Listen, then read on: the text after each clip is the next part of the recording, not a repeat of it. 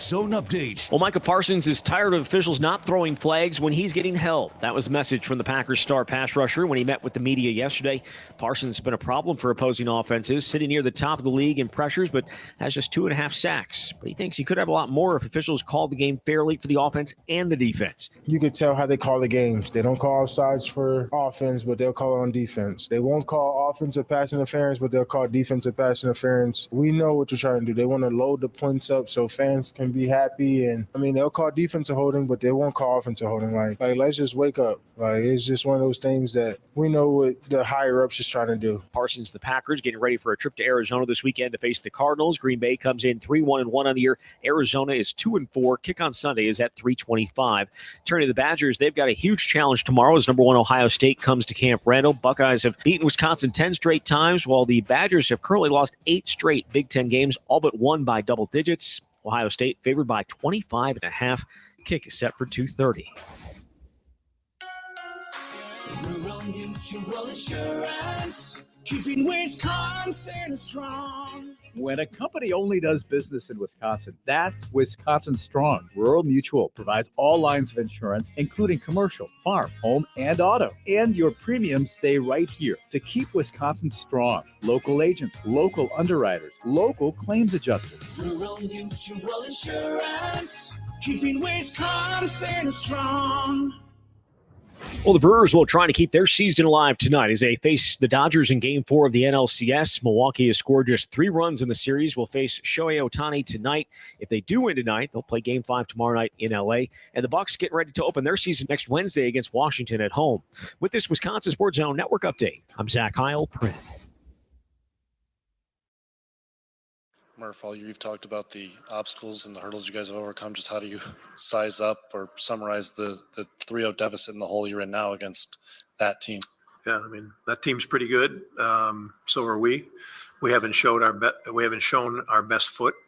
Like I said, if you would have told me the Dodgers were going to score 10 runs in 3 games, what would be the score? If you said 2-1 us or 1-2, 1-2 them, you wouldn't say 0-3. But we haven't got the clutch hit. We've been a little bit,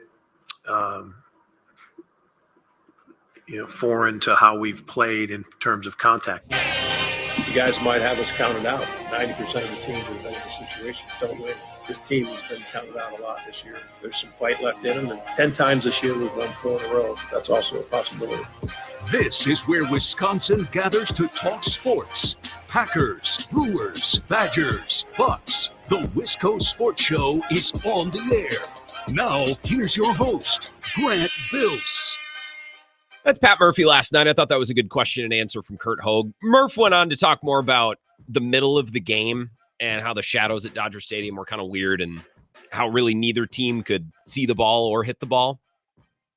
Which, okay, I feel better about the Brewers not being able to hit, but like you telling me that, what Mizorowski was doing, that wasn't impressive either. Okay, I don't know if that's supposed to make me feel better or worse. I cut that part out. Maybe we'll get to it later on in the show. Doesn't really matter. The shadows in last night's game or yesterday afternoon's game would mean something to me had the Brewers offense not sucked so bad through the first couple of games too. Like if the Brewers had scored 8 runs at home and then 7 runs at home and then 3 runs in game 3, and then yesterday they were shut out, maybe then I'd feel inclined to talk about the shadows and how hitters were affected. I think it probably affected or hurt the Dodgers much more, given the Brewers could be hitting inside or in the pitch black or underwater. I don't think it would matter based on what we've seen really since game 2 of the Cubs series. So that's Pat Murphy last night. Just kind of gets us into the show. This is the Wisco Sports Show. Fins up, by the way. It's Friday. I used to say a lot, never miss a Friday show. And then I got in the habit of occasionally missing Friday shows because, well, it's Friday at 4. I occasionally have to go do things on weekends. I have to go to weddings or bachelor parties or whatever. So I stopped saying that because Zach Heilprin kept climbing up my butt. So I'm like, okay, fine, I'll drop that. But now I feel like I can bring it back because I'm out of vacation days. So I feel confident that I'm not going to be missing many Friday shows. I have a wedding in December that's on a Friday, so I will have to cobble together something. So there's one in December, but between now and then, I feel comfortable and confident both about saying that. Ryan Wood going to be here in about 15 minutes. His normal Friday appearance to talk Packers, thanks to Lacrosse Beer House. Got a great story out about how Jordan Love is running more, which is actually a perfect place to start because I think that's been a big part. I think it was a big part of Sunday's game, picking up an extra first down here and there. I also think he has a little improvement as a runner. Not necessarily when to run, but like when to slide or not slide, or when to lean forward or when to not lean forward. It's still a work in progress. So we'll talk about that along with all the other big Packer storylines going into this weekend's game in Arizona. Mike Renner, a real treat, going to be here at 5:30 CBS Sports. He is excellent, one of my favorite people to have on. So we'll talk about the Packers and the NFL at large. Plenty of time for your Brewers phone calls throughout as well. I'll give you some thoughts on last night's game. Last night could have made things interesting, as I said during yesterday's show. Like, if the Brewers win last night, then tonight is a real game. Because if it's 2-1 Dodgers and the Brewers have an opportunity to tie it up tonight, well, then all of a sudden it could be a real series. It's a best 2 of 3. The Brewers have the momentum, and they have 2 of the final 3 games at home. And then they play the same way last night that they played in the first 2 games, and now it doesn't really matter. And the worst part is, and I got a chuckle out of this. This is from Scott Grodsky, CBS 58. He's been on the show. Tweeted this last night. With 1 run on 4 hits through 7 innings, this is by far the Brewers' best offensive game of the NLCS. Like, oh, okay. Well, I don't know if that makes me feel better or worse. They had a shot, again, to get back into the series. They didn't do it. I'll get over it very quickly. I might already be over it, honestly. I was bummed last night a little bit. I'm like, I thought we were maybe going to have a baseball series. So I was bummed for about a half hour. And then I got 2 McChickens before bedtime. And then I got over it. I slept like a baby. The Dodgers are better. The Brewers aren't good enough. They're not playing very well. Doesn't mean that we're just going to excuse their performance over the last couple of games. We're going to talk about some individuals and how they're performing or not performing. There were really no individuals. Durbin had a nice game last night, and Miz has been okay. But now Murphy's telling me that it was all the shadows. So it's like Mizorowski was pitching with an advantage that maybe we weren't considering last night.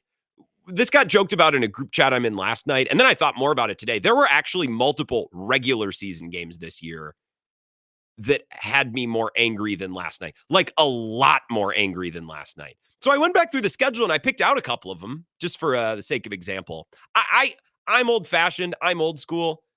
I kind of miss getting bent out of shape about games that don't really mean anything. To me, that's part of the fun of baseball is your team blows a game in early June and I can have an aneurysm over it. Like, that is my right. Now that we're in the playoffs, it's like, okay, well, I get mad about these games, but I don't know. Now it feels more sad because these games actually do matter. I have 4 or 5 games here. If you're watching on the live stream, I'll throw the graphics up on the simulcast, YouTube, Facebook. I would suggest watching on the Wisco Sports Zone app. This is the first one that came to mind. The Rockies game, that would have been in late June 29th. Remember when Orlando Arcia, he didn't walk it off because the game was in Milwaukee, but Orlando Arcia hitting that home run in the 9th, and then the Brewers lost 4-3 in the 11th. Grant Anderson was the losing pitcher of record. I like Grant Anderson. I remember this game well. This would have been a Sunday afternoon, right? Oh, I was furious. I was so happy to be furious, though. Again, I miss getting angry about games that don't mean as much. Another game. This is one of the first that came to mind. The loss to the Diamondbacks. And remember the famous, now infamous tweet from Brett and Tosa in the 8th inning. Look at the Brewers are back on track. They're about to move at the time. They would have moved to 9-6 or 9-6, 8-6 at the time. They would have taken 2 or 3 from the Diamondbacks. And then McGill blew the save. They gave up 5 runs in the 9th. I remember that game. I was furious. That was a Saturday night. That was April 12th. I had a bachelor party that night, I remember. So I got over it rather quickly, but in the moment, I was furious. It was great. Another game. This one stung bad. July 25th. I believe this would have been a Friday afternoon, and it was Friday afternoon because this is the day they had their alumni derby. Remember that? And they're getting trucked by the Marlins, but not like when you used to, in the old fashioned days, you played the Marlins, you'd lose to Mike Stanton. And you tip your cap, right? Now when you lose to the Marlins, it's like, here's Kyle Stowers and Otto Lopez. I was so angry that day. I remember it's like, how do you welcome back all these alumni and the ballpark's open early and you have, it's basically a sellout and it's a beautiful day in the middle of the summer. And it's like, and you lose to the friggin' Marlins. The worst of the worst by far, August 24th, they lost 4-3 to the Giants. That was the euchre day. McGill blew it. I was beyond furious. Whatever word is strong. I was incensed. To me, that game is more damning and more indicative of a losing team that can't do. You could lose 500 playoff games, and I would think more of you than a team that lost a game like that. Euchre magic, the ballpark is popping. There were exhibits everywhere. There were tributes, Bob Costas on the field, and you lose to the Giants because you gave up 2 runs in the 9th. Like, whatever. Someone on Twitter replied, these are 2 good ones too. June 8th and June 6th. 2 losses to the Padres. Remember that? They lost 1-0 and 2-0. Felt a little bit like a harbinger of these last couple games against the Dodgers. Call me old-fashioned. I just miss getting mad about regular season games. It's funny. So my sister is 2 years younger than me, and I don't really think she's a big sports fan. She'll watch when it's on at home, and she'll get excited about it, but not something for the most part that she's going to follow and pay attention to. And she lives in the cities now. And she texted me like a month ago or so, something like that. And she's like, hey, how can I watch the Brewers? Like, if I want to watch some Brewer games. I'm like, oh, that's interesting. But I wasn't going to I'll be honest. I could have given her my login, but my login is like, it's somebody else's login. And I'm like, well, if I give you the login, then what happens when we all get hit with, you have too many screens, and now it ruins it for everyone, most importantly me. So I told her, I don't even remember what I told her. It's like, I don't know, ask mom and dad. Maybe they can help you. I don't remember what I told her. But I basically shoot her. And then I've seen her like share some stuff. I saw her share a meme on Instagram. This was a week ago. And it was pointing out like the difference between watching regular season baseball and postseason baseball. And it's the meme of like the wizard on the path, and the path splits. And one way is like sunshine and roses, and the other is like a thunderstorm. Like, yeah, but postseason baseball, it does not get more fun the later we get into the season. Like, Brewers baseball really peaks June, July, and August. That's the sweet spot. I miss the sweet spot. I miss getting way more excited about wins than I should, and I miss getting way angrier about losses than I should, because, again, these losses don't matter. This loss to the Diamond, are you kidding me? The Diamondbacks in April? It was the 15th game of the year, and I am incensed. I'm ready to punch a hole in a wall, which I should think one of these days I'm going to do. I told this to Ebo this morning. It's like, one of these days, one of 2 things is going to happen with me in the workplace. And I hope my boss isn't listening. One of these days, I'm either going to lose my mind and knock out a coworker, or I'm just going to have a complete and total mental breakdown. I don't think I'll cry, but I think I'll just absolutely lose my cool. And when our baseball team is playing and playing regular season games, I have an outlet for those emotions. And now that that's gone, I fear that those emotions are going to be directed at a coworker. And hopefully at that point, I'll just be put on sabbatical and not, fired outright. So they're like, well, we don't have to hire someone. We have to find someone who can do 2 hours a night all by themselves. That's going to be a massive pain. Yeah, it would be. So hopefully when that outburst comes, my employer and fellow employees will be understanding. Getting back to last night's game, I made a little list of players that I'm most disappointed in. Anytime you power rank stuff, you have to play a little music in the background. Just a very quick spot ranking. I did this while Bill was talking earlier today. The players I'm most disappointed in order, okay? Starting at number 1 with Christian Yelich. This is an easy one.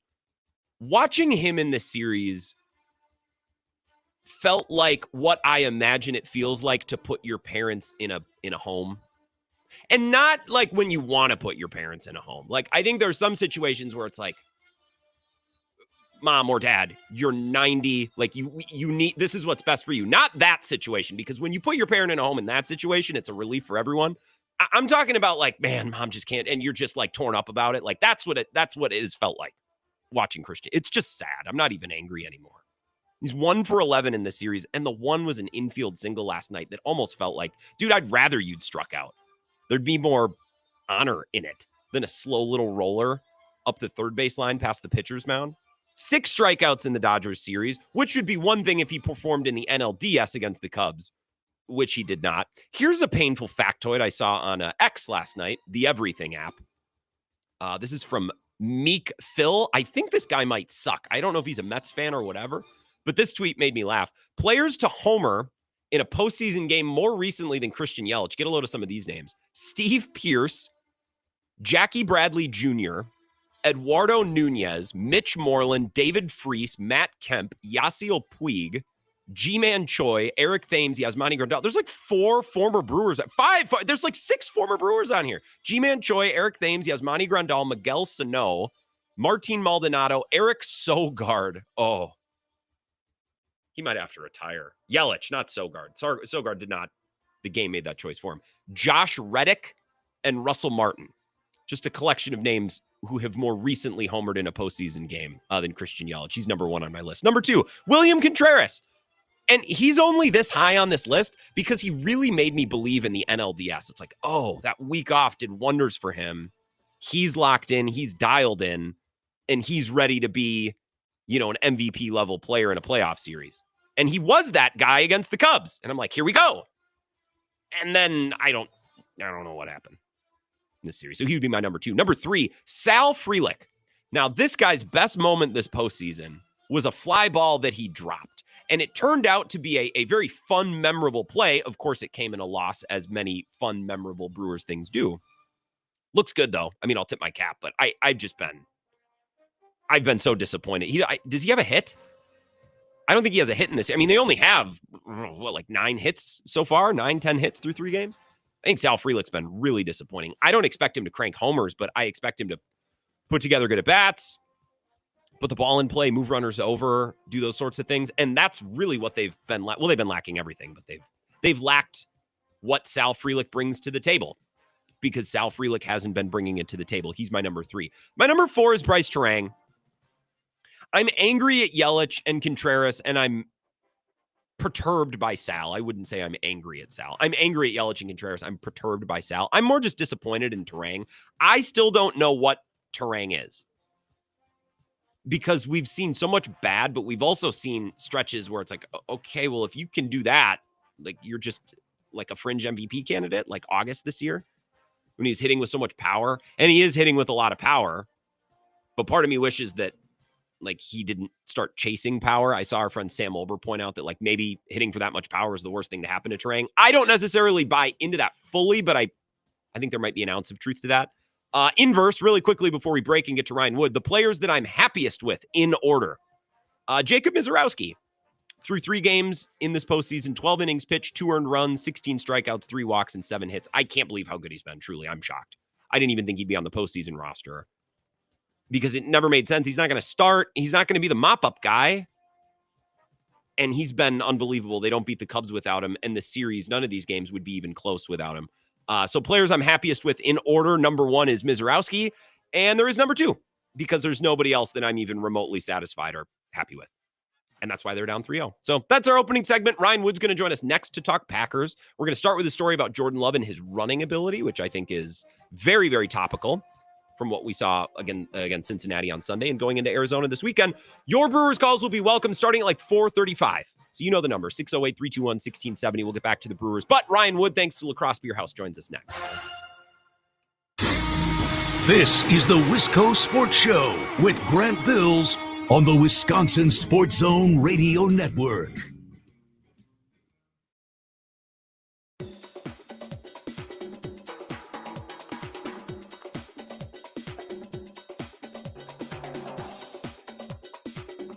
The Wisco Sports Show will resume in 3 minutes.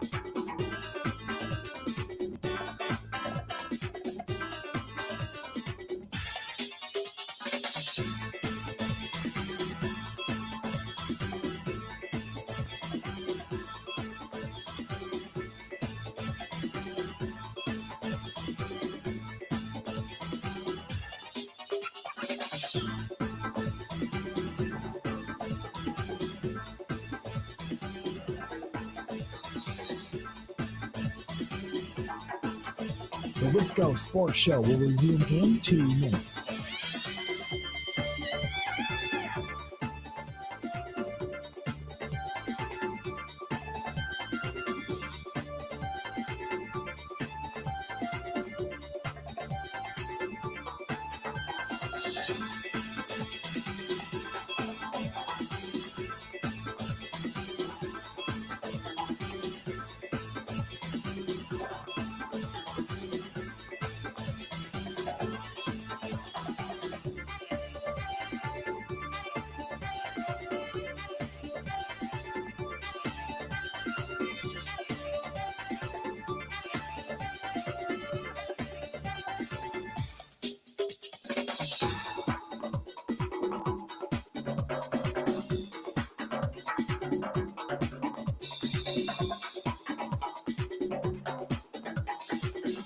The Wisco Sports Show will resume in 1 minute.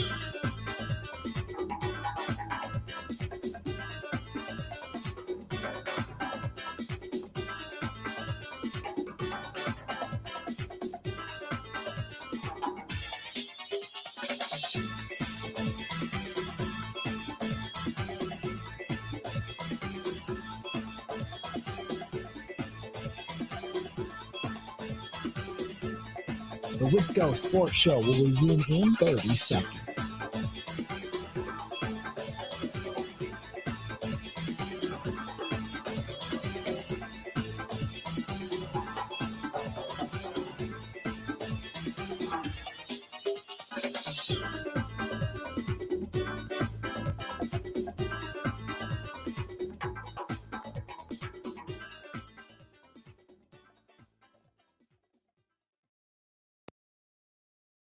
That's always been critical, and I think that's one of the things that he's done such a nice job of. That kind of gets, a lot of times that stuff gets overshadowed, in regards to those subtle movements, and able to find a check down when there's pressure in his face or whatever it may be. But I think that's one of his strengths. That's Matt LaFleur the other day when asked about Jordan Love's mobility. He's turned it up as a rusher just a little bit. He had 7 carries for 26 yards in the Cincy game. I believe his rushing total this season has already eclipsed his entire season's rushing total from 2024, 2025. Perfect and topical. Ryan Wood is joining us now, thanks to Lacrosse Beer House, and he has a story up at Packers News this week, and that's where I want to begin, Ryan, about Jordan Love, the runner. So I know you had some conversations with him, and that's been a topic that you've explored. So let's talk about there. Let's start right there, rather. Let's talk about that. Yeah, it was a fun back and forth that I had with Jordan Love this week, both at the gaggle and then at his locker.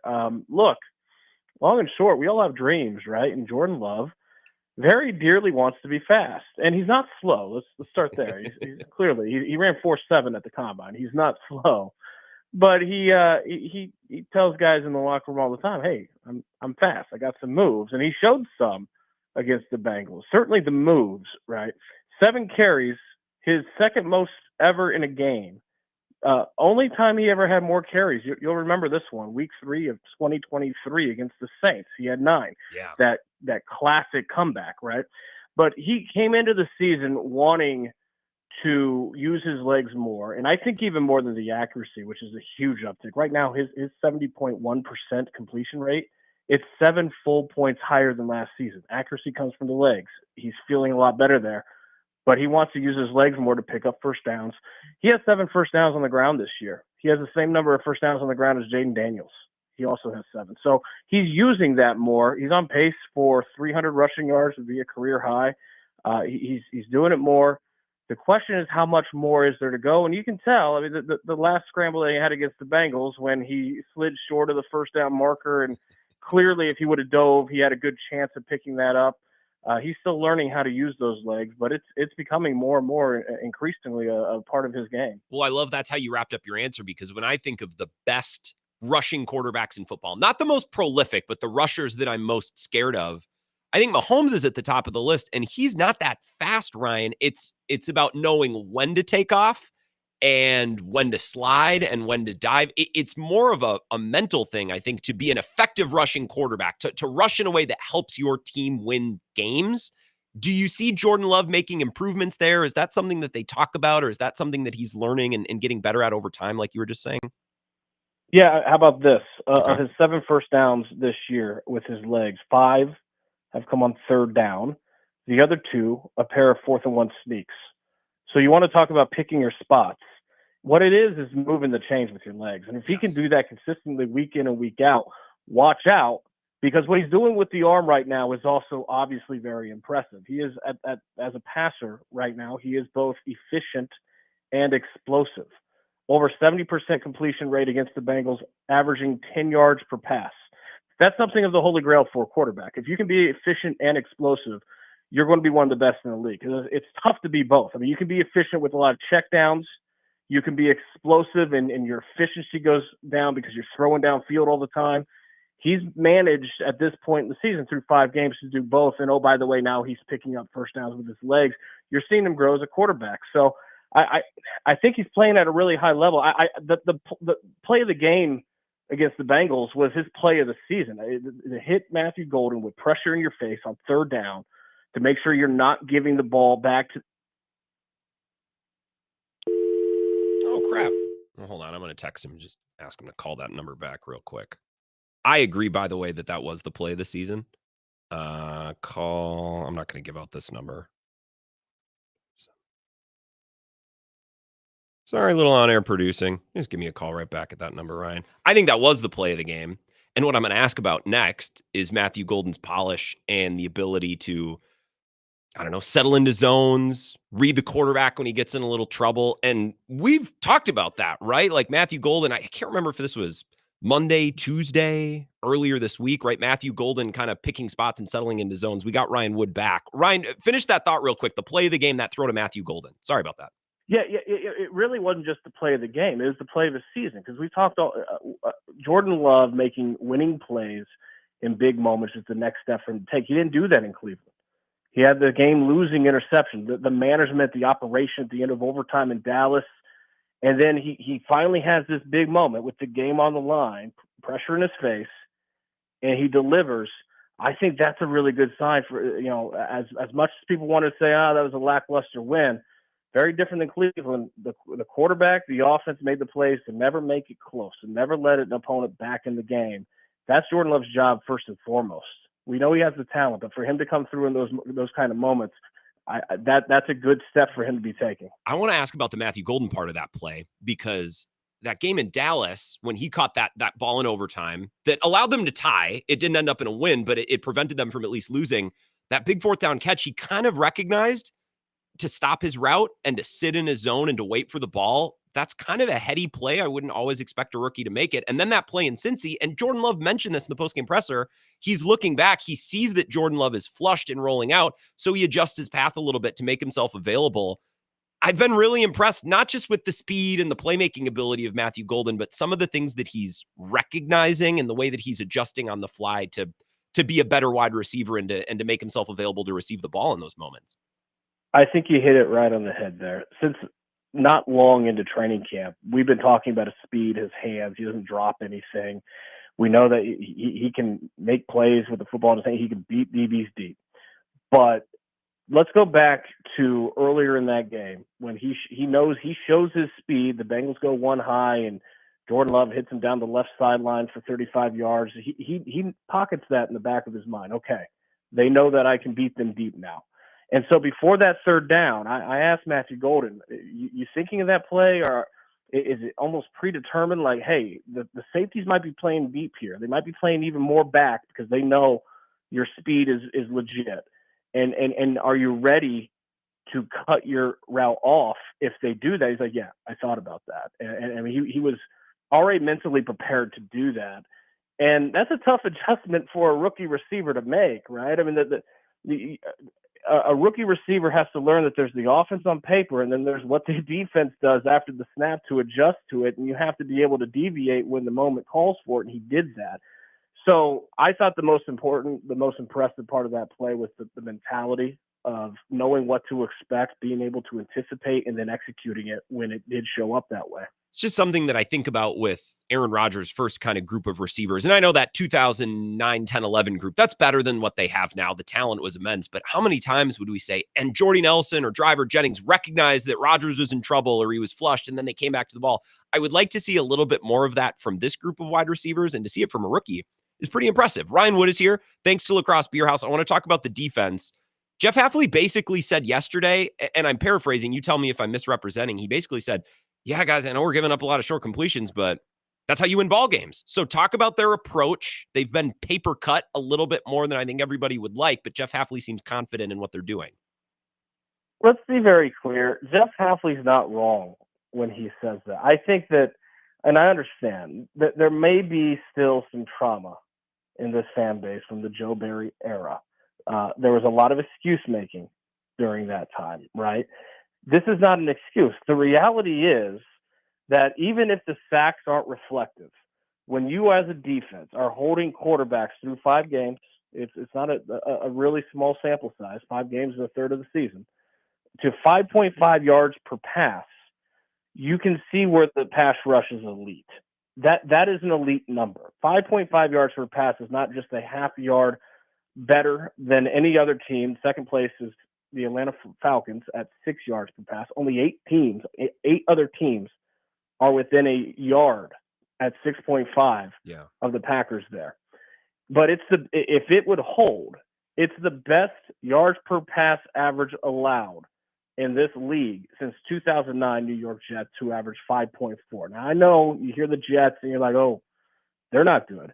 2009 New York Jets had the definitive best defense in the league that year. Mm-hmm. I mean, that's Darrelle Revis era, Rex Ryan. They were an elite defense in 2009, and they're right there with them. So 5.5 is an elite number. And if they hold that throughout the course of this season, Jeff Hafley is right. They are going to win a lot of ball games. With that said, you obviously don't want to be complacent either. And yeah, you have Micah Parsons, Rashawn Gary. You've got this pass rush. You've got Xavier McKinney on the back end. You only have 2 takeaways. That's got to change because the Packers have proven they're a very good defense. 4 of their 5 games, they've held opponents under 20 points. You hold opponents over 20 points in a week, you should win that game. Yep. But 2 takeaways is it's fewer than any other team in the league other than now the winless New York Jets. And it doesn't add up with the talent you have. To be a great defense, you have to take away the football. That's the next step for them to take. But that 5.5, that is an incredible number. And if that holds, they're going to be in good shape. Quick to follow up on the turnovers, because that's what I wanted to ask next. Do you think the lack of turnovers is flukiness, bounce of the ball? Do you think that will rebound without really any structural changes or play calling changes? You would expect on some level for the law of averages to equal out and for it to regress to the mean and maybe aggress to the mean and pick up. But they have to figure out a way to make Xavier McKinney what he is. He's an all-pro safety, and I understand Xavier McKinney loves playing the deep middle because he has the full field vision and he can move around and all that. But last year at this time, he had 5 interceptions. And the reality is that with this pass rush, what we're seeing, the blueprint's out. No team's going into a game wanting to test the deep middle because they know they don't have enough time to run those long developing pass concepts. They have to catch and release in the pocket. You've got to get him to where the action is. One of the things Xavier McKinney said yesterday as locker I thought was really interesting is obviously quarterbacks know where he is on the field. And the idea that if you see 29, just don't throw to him. But his idea is, hey, put me where their best player is. Put me near their go-to guy. That is go-to versus go-to, and they're going to have confidence in their go-to, and they're going to run their offense accordingly, and you'll get more action. That's a thought. I mean, that's one strategy. Whatever it takes to have Xavier McKinney deep middle, and you know that quarterbacks aren't going to test deep middle because they don't have the time in the pocket to do that. There's got to be a better way to use them than that. Matt LaFleur's asked about that. I have that cut. We'll get to that in the next segment once we say goodbye to Ryan. So we'll circle back to that. Should the absence of Devontae Wyatt be as impactful on this defense as it's seemingly been the last few weeks? Yeah, I'm not surprised by that at all. When healthy, Devontae Wyatt is a Pro Bowl caliber defensive tackle. That is what he's shown when he's been healthy the last 2 seasons. He just hasn't been healthy near enough. And that's a big problem. Obviously, he's going to be out again this week. We'll see next week if he can return for Aaron Rodgers because that would be huge because we want to talk about quarterbacks that have the wherewithal to catch and release. You can't hold on to it. Well, when you have a Devontae Wyatt in the middle, that makes a big difference because now you've got that interior push. It's a huge benefit to the edge rushers coming off the end. He's a Pro Bowl talent. He's just 2 sacks in 4.5 games. That's really solid numbers for an interior rusher. And I don't think there's any coincidence at all that the sack numbers are not there with him off the field. Lastly, I listened to Bisaccia's explanation. A Bill Huber question said, so you pulled Matt Golden off of punt return. He said, well, no, we didn't pull him. He had some explosives and we trust Romeo Doubs more backed up against the end zone. What did you make of that justification or explanation? Because I still don't get a great feel for how they're handling punt returner. Well, it's far from the first time I've heard a coach protect and defend their player, and that's what that was. Oh, okay. Bottom line is the Packers punt return game is impotent. You have Romeo Doubs back there because you trust his hands fine, especially when it's a deep punt like that, you're backed up, you're fielding it near your goal line. I understand that the trust in the hands is important in those moments. He's not going to pick up yards. Matthew Golden, he not just a bigger role in the offense. Maybe you don't want to expose him to the type of hits like he took in Dallas, where he turned his back to the coverage. He's just not very good at it. He hasn't ever returned punts in his life, and it shows. Yeah. They need to figure out somehow, some way, someone who can actually be a threat at that position. They haven't done that yet. Still a long time this season to do that. I wonder if maybe a Bo Melton or a Savion Williams at some point might get more cracks at it. But they got a long time to figure that out, but that is something they need to figure out. All right. And I know you had a wedding last weekend. You officiated. Did you make it through without my fear? I've done 2 weddings, and my only fear is I don't want to mess something up because people will remember that. It's like, oh, remember at Bob and Mary's wedding when Grant did that thing? Did you make it through? Was it a good time last weekend? It was a wonderful time. It was very, very much a different game weekend for me. It would have been my 200th straight Packers game that I covered. So not being off the beat was a weird feeling, but couldn't have been for a better reason. And absolutely loved the time. The ceremony was great. I didn't screw anything up as the officiant, so that was always good. And an absolutely beautiful, lovely couple.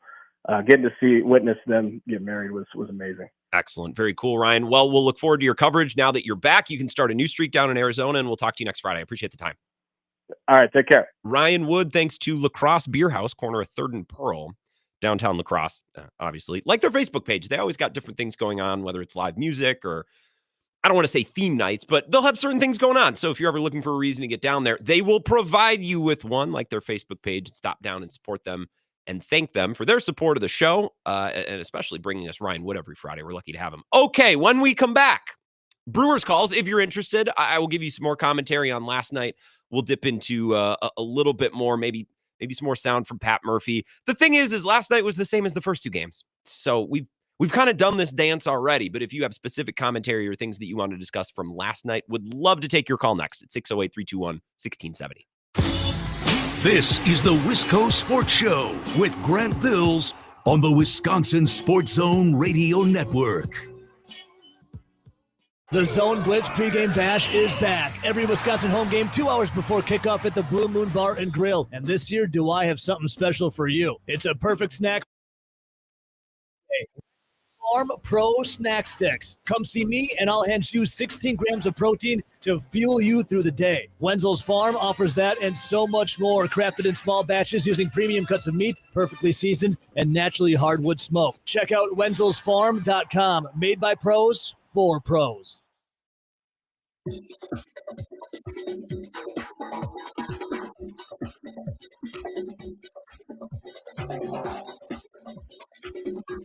The Wisco Sports Show will resume in 5 minutes.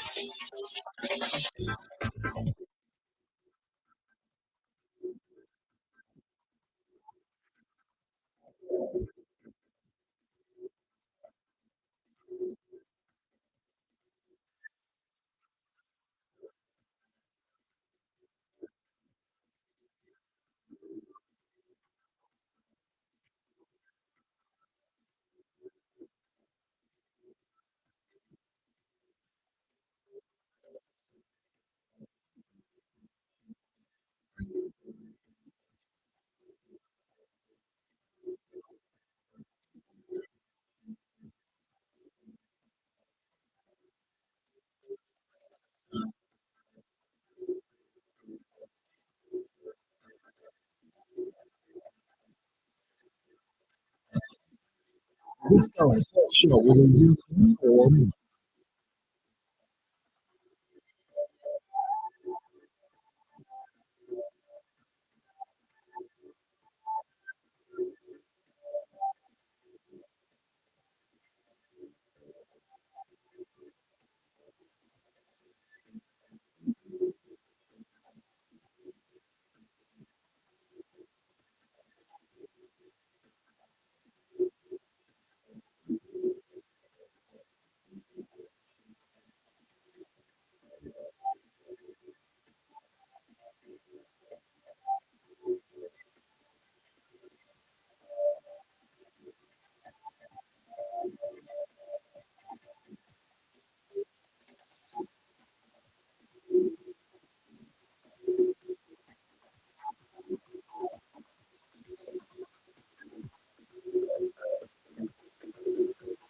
Wisco Sports Show will resume in 3 minutes.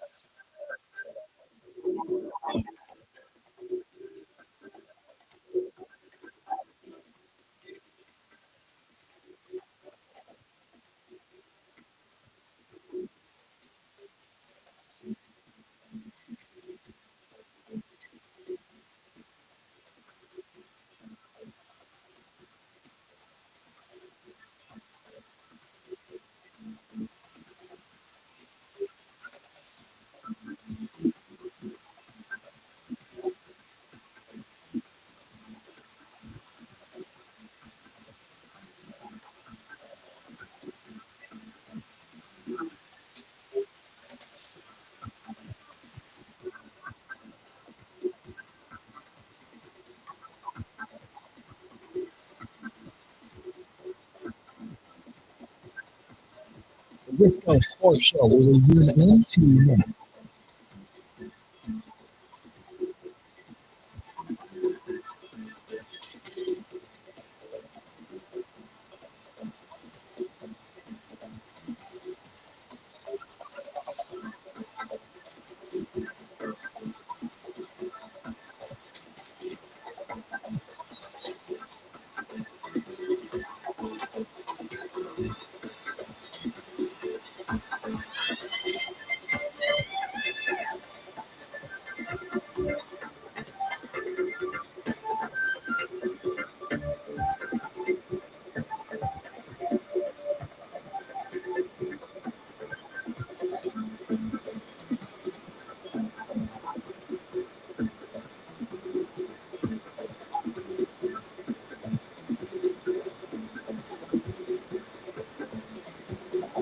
The Wisco Sports Show will resume in 1 minute.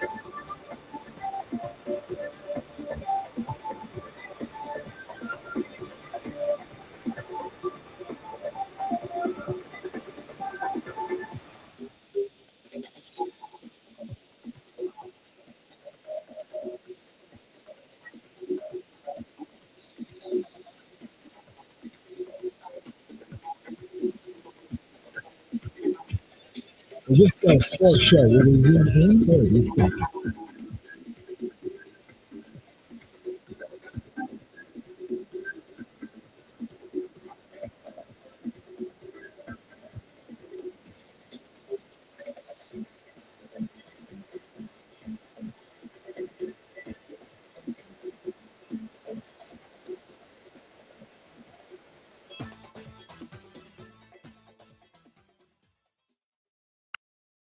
Yeah, he's got that ability within certain calls to rotate, whether he wants to be the down guy or the back guy.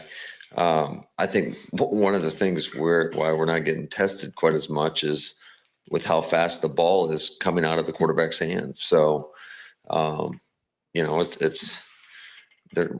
it's hard to, with as fast as quarterbacks are throwing, it's hard for those longer plays to develop to take those shots down the field. Now, I think Arizona does a nice job, and they want to push the ball down the field. So we'll see what their plan is. Wisco Sports Show, welcome back. What did I just play? I thought that cut, well, I don't know.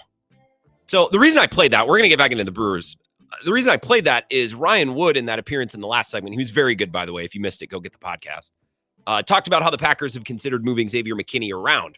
Because with this pass rush, no opposing offenses are sending the ball towards Xavier McKinney's area of the field, which is kind of negating his value. And I'm like, I think I have a Mike Clemens cut that discusses that. And yeah, it says, Matt LaFleur, 1016, cut number 6. Have they considered moving Xavier McKinney around more to generate turnovers? I feel like he didn't cover that in that answer. But whatever, I want to cover all our bases. So there, I played it. Your Brewers commentary now. I'll get to the phone calls in just a sec. New texter, Tommy here, says, was messaging the show wanting your thoughts on one specific thing. Caleb Durbin was spotted playing football with Sal Frelick the other day at Dodger Stadium. Do you think Durbin's route running skills help him make contact with the ball? I'll sit back and listen. Maybe, because he was the only Brewers hitter who could do anything last night. Next time they do that, Sal Frelick has to catch the ball too, because Sal, at the beginning of the show, I gave you my list of Brewers I'm most disappointed in. Sal Frelick's number 3 behind Yelich and Contreras. They're dying for bat-to-ball skills. They're dying for competitive at-bats right now. And that's kind of supposed to be Zal's thing. and he's looked as helpless as everybody else. So I've been really disappointed in Sal. So if they play football before the game, which I get it, like very relatable male experience. There's a football, there's a lot of grass. We're going to run some routes. If they do that again, maybe role reverse, have Durbin throw to Freelick, because whatever Durbin did yesterday worked. For the most part, look, this series for me is over. If they lose tonight, I will be unbothered. If they send it back to Milwaukee, I will be unbothered. I was texting with a buddy earlier today. The only way this team sucks me back in and makes me mad is if this goes to Game 7. So that could eventually happen, but we're a long ways away, especially considering they have yet to score more than one run in any given game. 608-321-1670. Let's take a call here. Wisco Sports Show. Who's this? Hey, Grant. It's Coach Freed here. Hey, Coach. How you been? It's been a little bit. Another day, another dollar, that whole kind of deal. Mm-hmm. I get it, brother. Yep. So the question I have for you, we got the lockout coming up in 2027. I'm wondering how you think I should spend my summer of 2027. Personally, myself, I'm thinking of maybe becoming like a U12 baseball coach, buying a pouch of Red Man every day and really trying to get this younger generation to grow up a little bit, get some hair on their chest and win some tournaments. I'm curious to think what you think I should do. Maybe become a Milkmen season ticket holder or Doc Hounds if that's your... Oh, okay. So you're asking about a potential lockout. I'm like, why are you asking about 27? So you're making plans for, you think a lockout is coming, clearly. Oh, it's definitely coming for sure. I'm just curious how you think I should spend my summer of 27. Right now I spend a lot of time and money into this team, and without Brewers baseball, I'm not sure what I'm going to be able to do with myself. So I want to hear if you have any suggestions for me. Well, I could think on that, Coach Freed. Youth baseball, I think you can make a big impact there. Appreciate the call. You've called before, and I don't always know if you're serious, but I feel like one of your previous calls, you're like, I'm just out here. What did you say? Does anyone remember this? He was like, I'm out here impacting my community or like giving back to my hometown, or I don't know. Something like that. I don't know if you were in Franklin. I can't remember, Wistalis or where you were. So if that appeals to you, Coach, and based on our previous interactions, I think it does. I would do that. Now, I'm a little bummed. I got to be careful what I say here, because the Milwaukee people and Pete from Monona, who's been putting me on blast on the morning show for being a Western Wisconsin plant. He's like, yeah, he still wishes he lived over there, which I guess there's a shred of truth to that. We all wish we lived somewhere we didn't. We all wished our life was something it wasn't. We all want what we don't have. We all want what we can't have until we die. That's how life works. So guilty. But I remember in 2020 when there was no Major League Baseball, and for the most part, when I lived in La Crosse, all the bars were closed, or the bars weren't closed, but at the time I had roommates, and I just, I didn't want to be that guy going out and bringing a virus into our apartment. So really the only thing we did that summer was just go to Northwoods League games. And I guess the Milkmen is Milwaukee's version of that. But I don't know. It hits a little different when it's the Woodchucks or the Express. The Milkmen is a nice Milwaukee alternative. I'd want to get out and go to Doc Hounds games. Although even Lake Country's not the same. We would just sit in the right field corner at Copeland and just get the wristband at the time. And I don't know, if it was COVID pricing or whatever, but it was like $25, $27. You'd get the game ticket, 3 drink tickets, and then all you can eat food. That's free. And nothing else was going on because we were in the throes of the pandy. Now, this won't be a pandemic. You'll have other social options, but Coach, I think you're pretty pot committed on baseball. Why not both, man? You can give back to your community as a coach while also going to Milkmen games. I am very jealous of the Doc Hounds every time I drive by there. When I get off, sometimes when I'm going into Lake Country, I just like to get off 94 a little bit earlier, so I'll go through Economowoc Lake or whatever. Yeah, Economowoc Lake. Am I remembering correctly? That's, speaking of places I wish I could live, which I'm always wishing I was living somewhere I'm not. Again, that's the human condition. Whatever. I digress. 608-321-1670. Bobby in Menominee says, I'm still not satisfied with Miz. If you can't throw 100 pitches, that really limits how you can use him. That's a little steep. 100 pitches is quite a few. How many has he thrown? I can pull up his splits or his game log. I feel like he's been a workhorse. Let's see here. Pitches. Why can't I find them? Are they really not going to show them to me on ESPN? I feel like he's throwing a good amount of pitches and giving you a good amount of length. He's given you 5 innings against the Dodgers, 4 innings, and 3 innings against the Cubs. That's way more than I would have expected or bet on before the postseason started because I didn't even think he'd be on the roster. I didn't even think they were going to roster him because you can't use him in mop-up because if you're up 3, you can't put a guy in the game who could walk the bases loaded, and you can't use him in leverage because you don't trust him. And yet he's been, I think, their brightest spot of the postseason so far. Let's take one more call here before we take our last break of the hour. Wisco Sports Show. Who's this?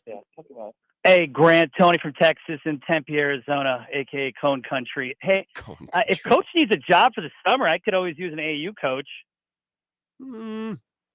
Like, what would you have him doing? Can he chew red man? That seemed pretty important to him. The chewing tobacco element and putting hair on chest of young men. That's a that bad seemed kind of influence. important to him. Yeah, I think so too.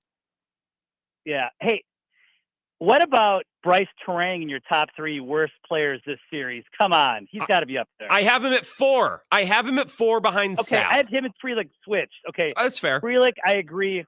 And Terang, I've never seen guys look more lost at the plate that are so-called very good professional hitters. Okay. Yeah. I mean, look, they are missing bat to ball skills in this series, and that's supposed to be Sal's thing. So, like, I don't know. I look at him, it's like, you're the guy who's supposed to be able to put together these at-bats and maybe give a little bit of that to this offense, and he hasn't. It's been bad, man. Grant, last point I got to make, though, is it hasn't been more transparent than now. It's like I look at these guys, and like Tyler Murray as a quarterback and some of these little midget quarterbacks. Mm-hmm. It's almost like the Brewers are like little midget players compared to like Ohtani, these big dudes. It's just like they're not big enough. I don't know, man. And then they can't hit. Interesting. They're just not big dudes. I mean, it was their smallest guy last night who was their best hitter. Their only good hitter, though. I know that. You know what? You're right. Durbin, the guy's a gamer. I got to give him that. But he's got the right approach. He's a gamer. I just don't know how far, Tony, I appreciate it. I got to run. I don't know how far you can get by with a bunch of dudes who are just gamers. You know what I mean? You have, and we've talked about this going back to April. This is nothing new. Where it's like you can have one Joey Ortiz, you can have one Caleb Durbin at the time, where like you could have one Bryce Terang, although he put together a pretty good series. They have like 4 or 5 of them. So if they're not putting together good at bats and they're not, doing Murphy's woodpecker thing, you're kind of drawing dead, especially against really, really good pitching. And that's what they've faced so far with the Dodgers. Yamamoto and Snell just pulling the best outings of their lives straight out of their ass. All right. More of your text the last couple of minutes. We'll wrap up hour number 1 next. This is the Wisco Sports Show with Grant Bills on the Wisconsin Radio Network.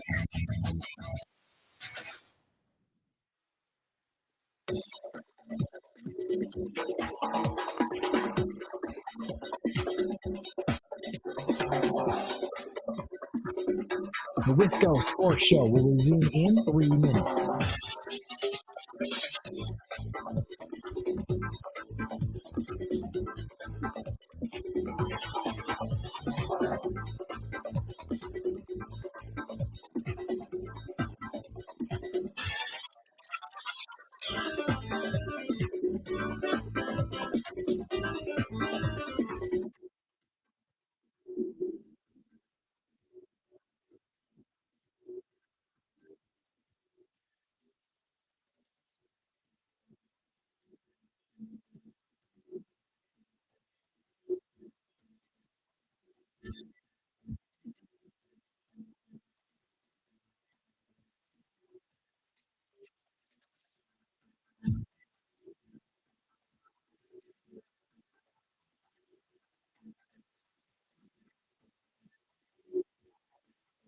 The Wisco Sports Show will resume in 2 minutes.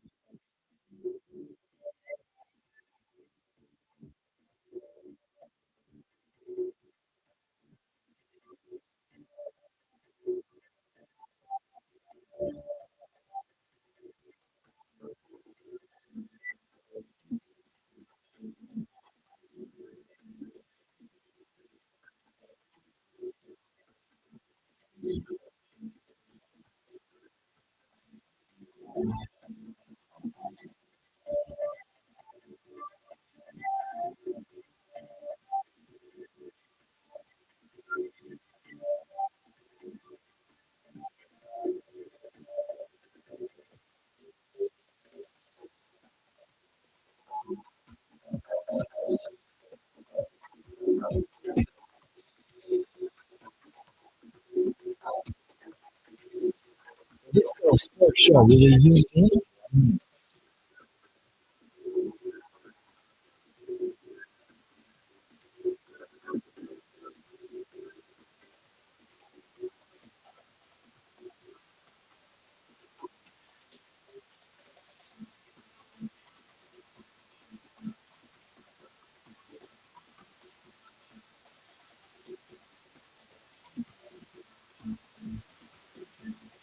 The Wisco Sports Show will resume in 30 seconds.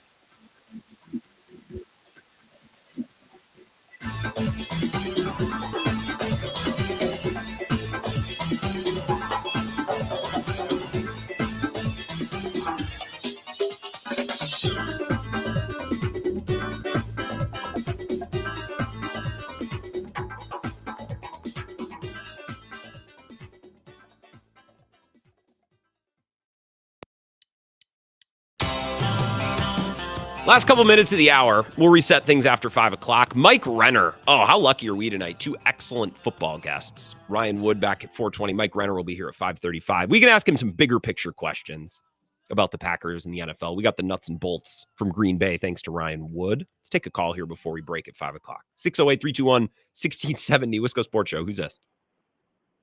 Brett in Tulsa. Brett! How have you been, friend? Well, it's been a rough couple of days, don't you think? Yeah. It's just kind of sad. I'm not even that angry. I get more angry about regular season losses than this. Yeah, no, I agree. I mean, you'd have told me at the start of the year, like, obviously every year you want to win a World Series, but at the start of the year, I would have said my goal is to make the playoffs and win a series and make an NLCS or make an NLCS and kind of get over the hump. And they did that with the best record in baseball. I mean, it's been fun. I guess for me, it's been frustrating because I know that you need to get lucky in the playoffs, but this kind of tells me, like, I don't know. I thought we played a good series against the Cubs. And like this, yeah, you don't just come into the playoffs and score 5-6 runs a game. I don't know. It kind of has made me realize that if you run into one of the top teams, they're playing like they should be, we have no shot. I'm sorry. Like, I don't want to be the guy that complains about money, but like, it's just reality. Like, did we miss that badly? I thought they'd give the Dodgers a series. I genuinely thought they'd give the Dodgers a series. Why did we miss on that so bad? I mean, I think it's a combination of probably some emotional, tiring from the Cubs series, but also like we've pitched well. If we've held down that offense, like you ran into 3 elite pitchers on the top of their game, and good pitching beats good hitting. Look at Miz last night. He wasn't a shadow merchant. Now I feel less impressed by that outing after what Pat Murphy said after the game, but I feel like I shouldn't. I'm just going to take it and enjoy it. That's such a small little W. I think we're allowed to hold that one. Yeah, I really wanted to get the series back to Milwaukee. Obviously now I'm kind of expecting the night to be ugly. And it's nothing against Jose Quintana, but I mean, our backs are completely up against the wall. The Dodgers are feeling it. I think tonight potentially could be a 10-1, a 9-3 game or something like that. It's going to suck when they force Clayton Kershaw into a three inning save. I can feel it coming, and it's going to suck. Yeah, I didn't think about that till you said that, but that is definitely if it's a 4-run game or more, yeah, that is definitely happening. That's what I'm telling you, dude. Add it to the pile. Just another thing to think about. I gotta go, Brett. We'll talk soon. Let's do a season recap together next week. Please call. Sounds good. Take care. All right, Brett and Tosa. What I don't understand, we don't have time for this right now. We're going to get back to this after Zach's update because we got a break here in like 20 seconds. There's something that confuses me so much about this Brewers team. And I feel like we have a pretty good read on this Brewers team. Like, maybe we make wrong predictions, but I feel like we have a pretty good grasp of how they work. There's something that I cannot wrap my mind around. And I tweeted about it earlier today. I would like to discuss that. A couple minutes. 2-minute update from Zach Cochran. Be right back.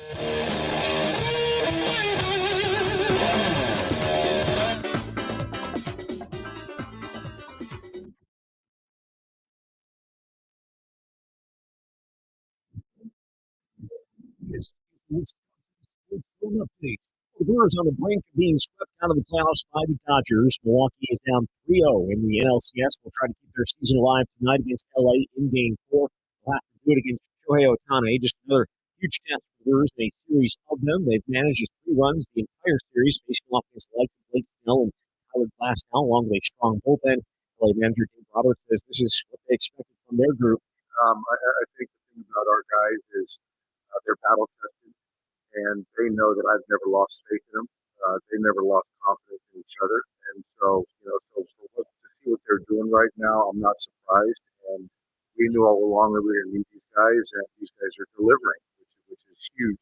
Again, it'll be the Brewers and Dodgers tonight out in Los Angeles. First pitch at Dodger Stadium set for 7:38. The Brewers are able to win tonight. Game 5 will be tomorrow night in LA. Turn to the Bucks. They're prepping for their season to get going next Wednesday against Washington at home. Meanwhile, the Wisconsin basketball team going to hold its red-white scrimmage on Sunday. Badgers ranked 24th in the preseason AP Top 25 that was released earlier this week.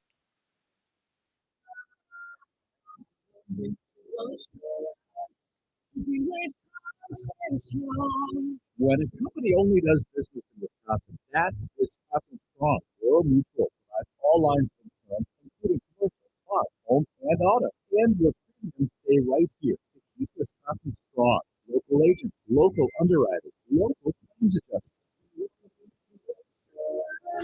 Keeping Wisconsin strong. Well, the Packers are putting the finishing touches on their game plan for Sunday's game out in Arizona. Green Bay's won 2 straight in the series. Kick is at 3:25, and Wisconsin could host number 1 Ohio State on Saturday. Kick there slated for 2:30. With this Wisconsin Sports Zone Network update, I'm Zach Heil, Print. Murph, all year you've talked about the obstacles and the hurdles you guys have overcome. Just how do you size up or summarize the 3-0 deficit in the hole you're in now against that team? Yeah, I mean, that team's pretty good. So are we. We haven't shown our best foot. Like I said, if you would have told me the Dodgers were going to score 10 runs in 3 games, what would be the score? If you said 2-1 us or 1-2, 1-2 them, you wouldn't say 0-3. But we haven't got the clutch hit. We've been a little bit foreign to how we've played in terms of contact. You guys might have us counted out. 90% of the teams that have been in this situation don't win. This team has been counted out a lot this year. There's some fight left in them, and 10 times this year we've won 4 in a row. That's also a possibility. This is where Wisconsin gathers to talk sports. Packers, Brewers, Badgers, Bucks. The Wisco Sports Show is on the air. Now, here's your host, Grant Bills. Brewers lineup is out. We can discuss this for a minute. Terang, Churio, just a cramp. Couldn't put weight on it yesterday. Okay, sure. Get back out there, Jackson.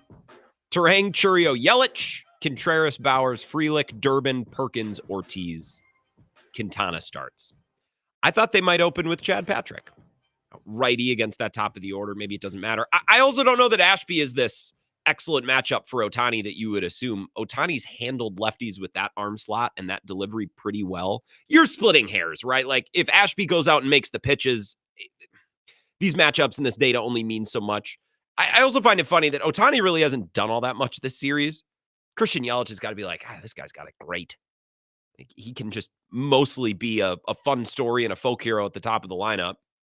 And everyone else can slug the ball. Muncy can hit the homers, and Teoscar Hernandez, both the Hernandezes, the Hernandez brothers.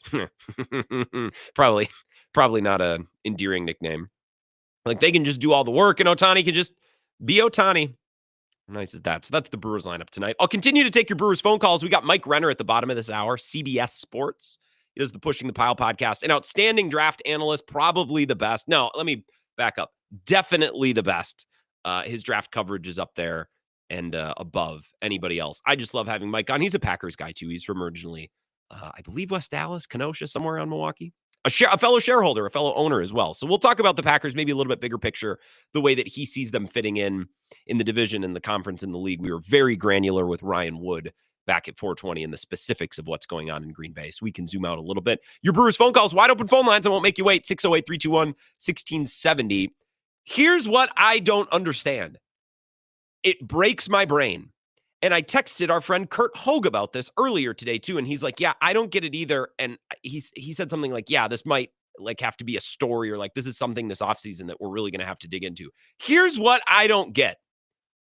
The Milwaukee Brewers, who are the smallest market in baseball, they're not the smallest market in professional sports because that would be the Packers, I believe. but they're the smallest market in baseball, very limited in payroll, very limited in resources. This club has found a way to consistently win 90 games or more. Their win total the last couple of years going backwards, 97, 93, 92, 86. Oh, they bottomed out at 86 in 2022, 92 in 2021, 89 in 2019, 96 in 2018, 86 in 2017. That was last time. Well, they missed the playoffs that year and then the Josh Hader year, 2022. This team has found a way to consistently win 90 plus games.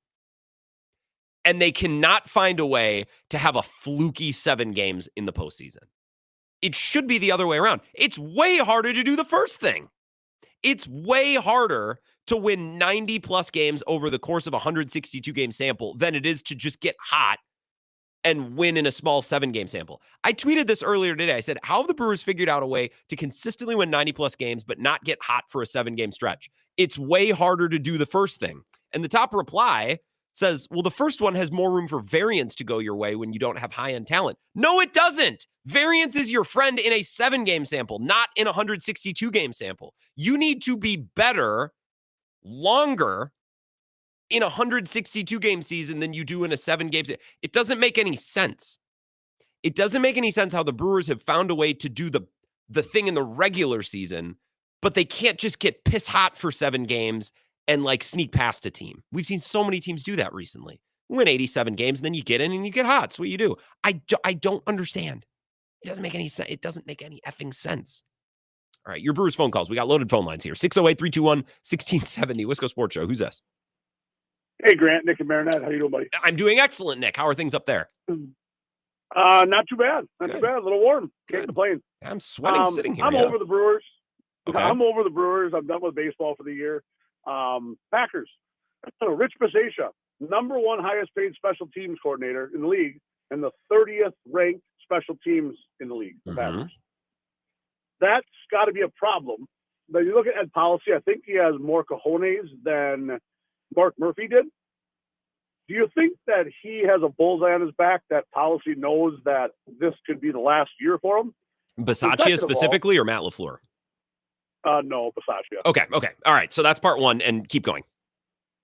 Aaron Rodgers next week playing Green Bay. Mm-hmm. I know that the Steelers defense didn't look very good last night like it normally does. Is there something that we're looking at where Rodgers is going to have that vindictive side and have one of those games and go off against Green Bay?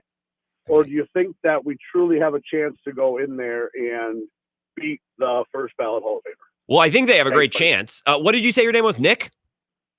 Nick, Marinette. Nick. All right. Yeah, up in Marinette. Thanks for calling, Nick. I thought I remember. I think we've talked before. Well, I think the Packers will be favored going into that game. I'm not a big gambler. I'm not a gambler at all. It's not that I think it's bad. It's that I'm poor and stupid. So that's let me make that clear. If you're like, oh, Grant thinks less of me because I gamble. No, I actually think much more of you if you gamble. I would imagine they'll be favored.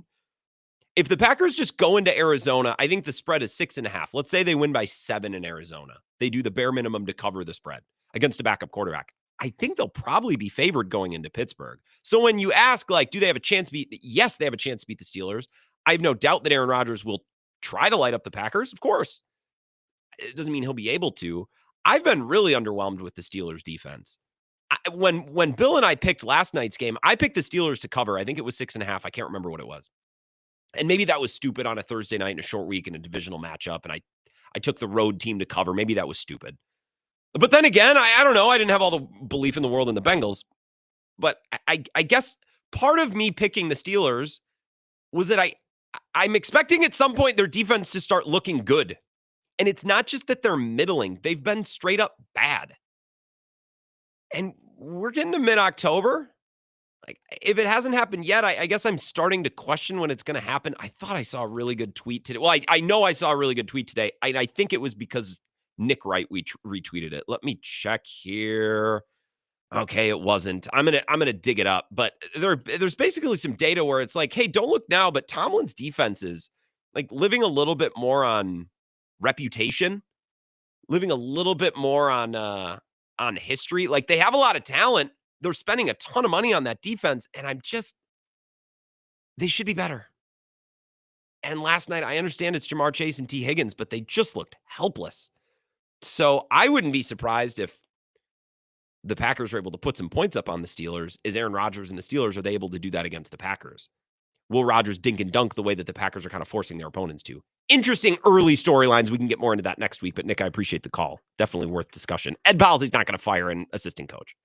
I know he's new and he's looking to make the team his. It's not how it's going to work. LaFleur might. I'd be surprised, but no, Ed Bowsley's definitely not going to. All right, line number 2, Wisco Sports Show. Who's this?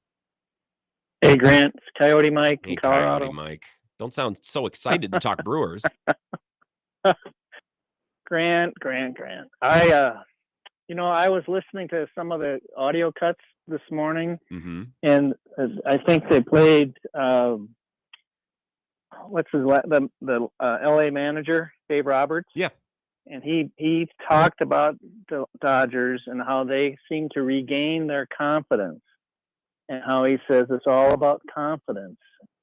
And it was as if he was making a point, not to denigrate the Brewers, but he was kind of pointing out, we have confidence and the Brewers don't.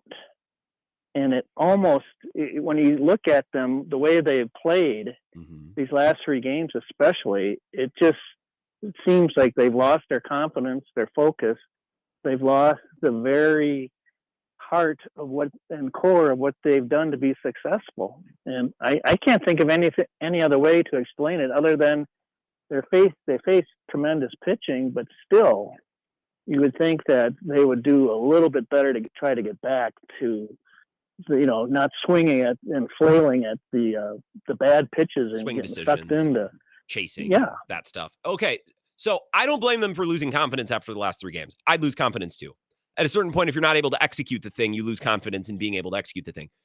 Where I thought you were going with this, and I've seen some other people talk about this today, like, do you think Murphy has maybe gone a little overboard this week with, well, we're not very good and they're a lot better? Like, do you think the locker room's maybe hearing some of that messaging and taking it to heart? Because other people have said that. I don't necessarily believe it, but I'll throw it out there.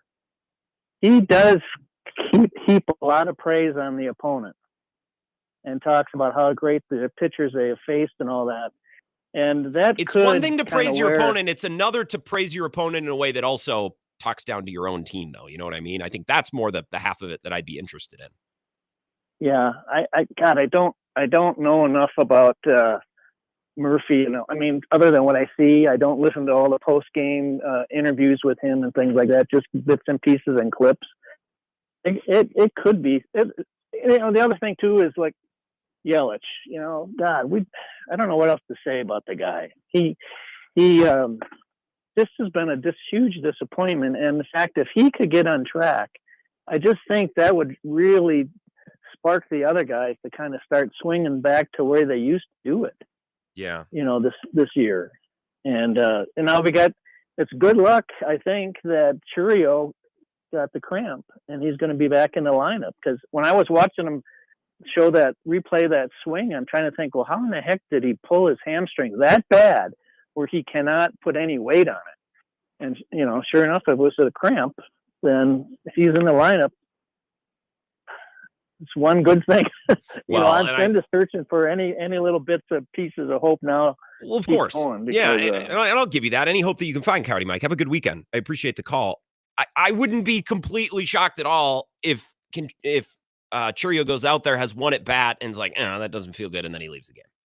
Which I wouldn't even argue with. Like, it's an elimination game. Go out and give it a try. If it truly is a cramp, it's worth a shot. Assuming you don't, blow your leg to pieces. I'm not a doctor. Right? I don't know what the risk is there. There's one more caller on hold. Give me 60 seconds. I'll come right to you. I had some people in a group chat earlier complaining about the way that Murphy has managed this thing, or the way that he's talked about this thing, like that he's gone overboard with heaping praise on the Dodgers, talking down about the Brewers, and that his messaging or that his managing in this series hasn't, really been its best. You can be annoyed by what he's saying. I have a really hard time buying into the fact that what he's saying is actually impacting the baseball.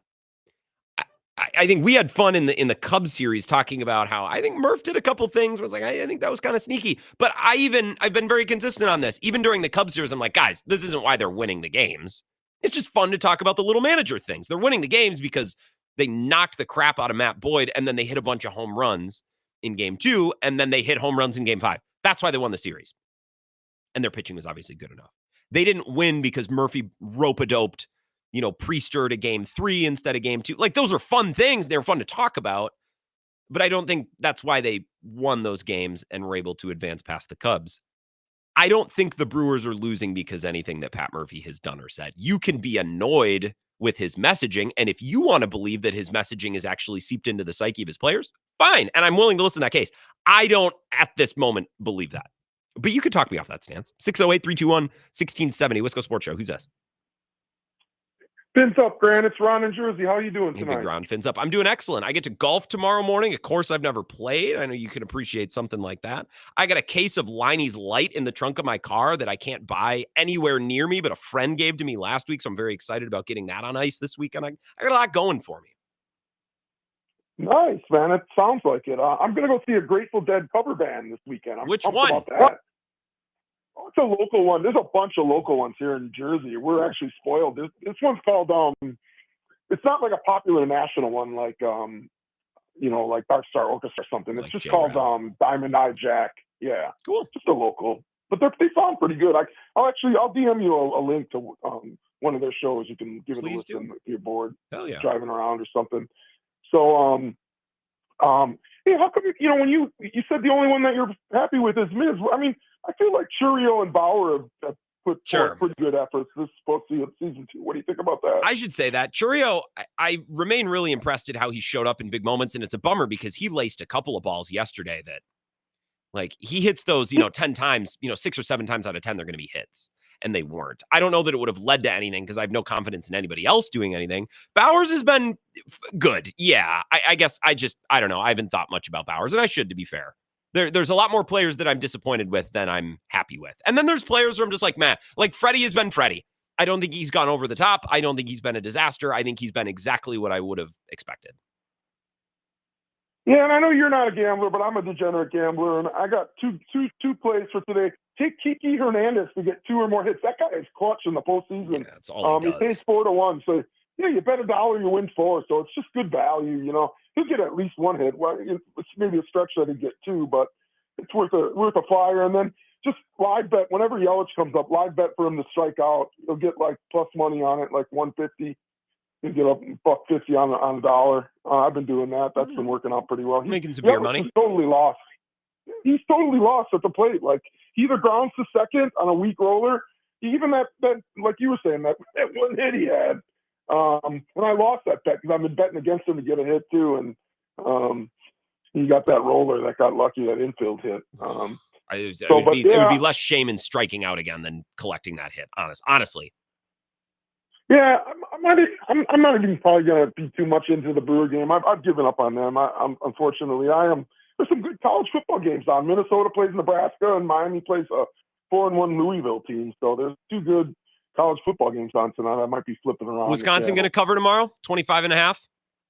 No way. Ohio State's going to blow the doors off of them. I would agree with that. Big Ron. Yeah. Did you have fun last weekend? I know you were at the game, though.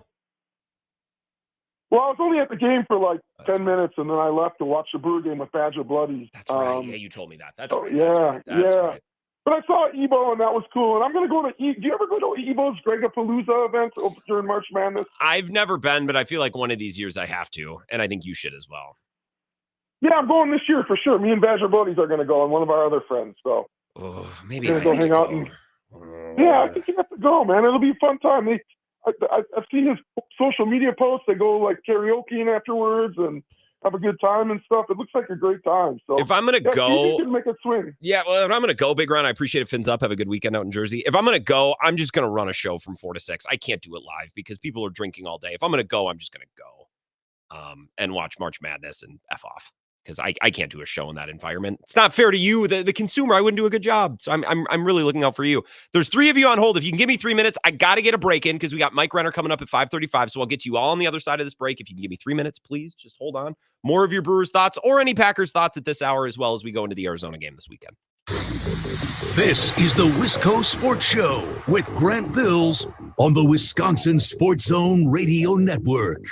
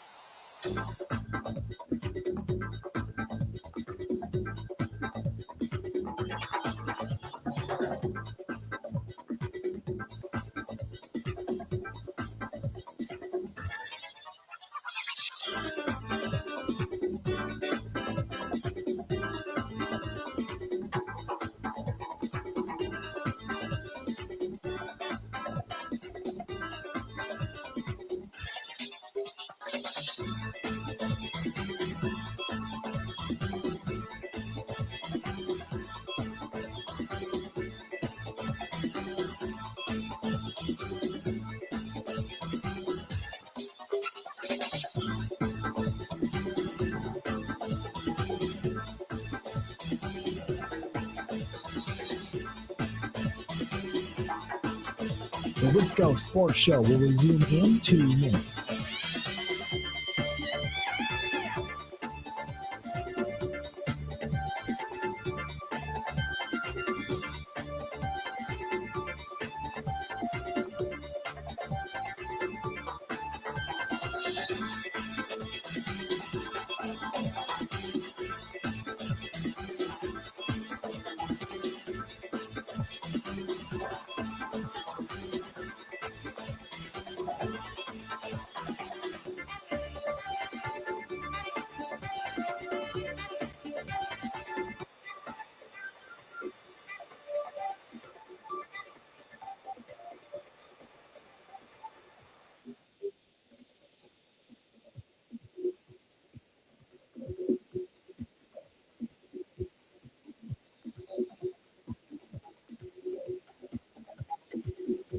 The Wisco Sports Show will resume in 1 minute.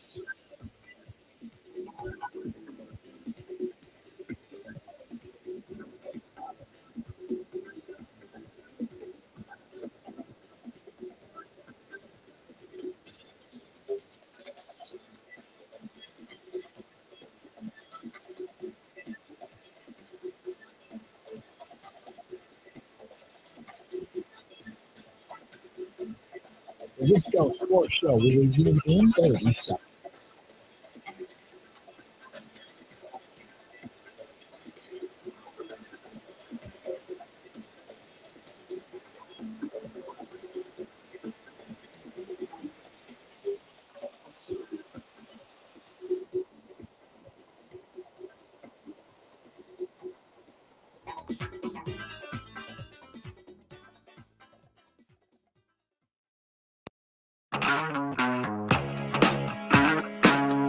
All right, thank you for waiting. Right back to your phone calls. We got a nice segment here before Mike Renner joins us at 5:35, 608-321-1670, Wisco Sports Show. Who's this? Ridge Runner Mark, how are we doing, sir? I'm doing excellent, Ridge Runner Mark. What's your choice here, Brewers or Packers? Let's talk Brewers. So here's the burning question I have.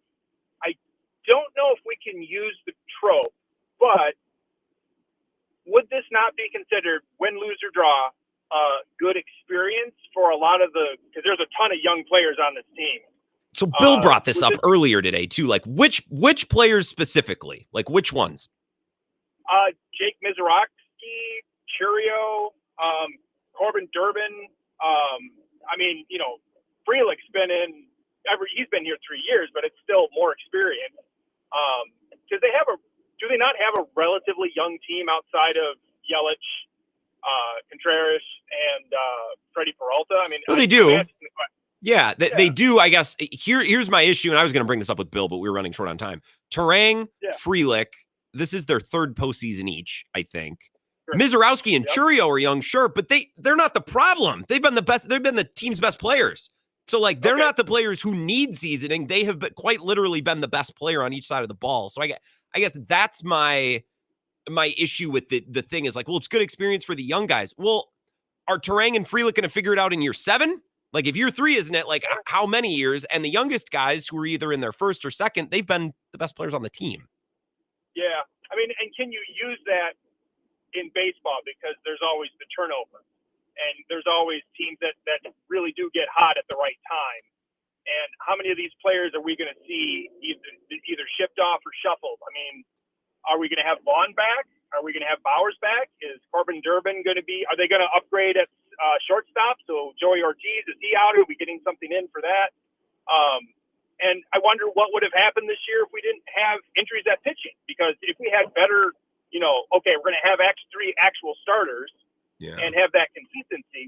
would that have fed the batters where they're not pressing because like, oh man, we got a bullpen day, so we got to make sure we score runs, which may have led to them, not being themselves and swinging at pitches they shouldn't have, or just watching fastballs go by, which is what I saw last night, which was very frustrating. It was very frustrating. They've lost their identity a little bit. So Ridge Runner Mark, excellent points. The youth thing, on offense just doesn't do a whole lot for me because Terang and Frelick have been here. Durbin, sure, but Durbin was good last night. So you look at the players who are the youngest, they're the best players.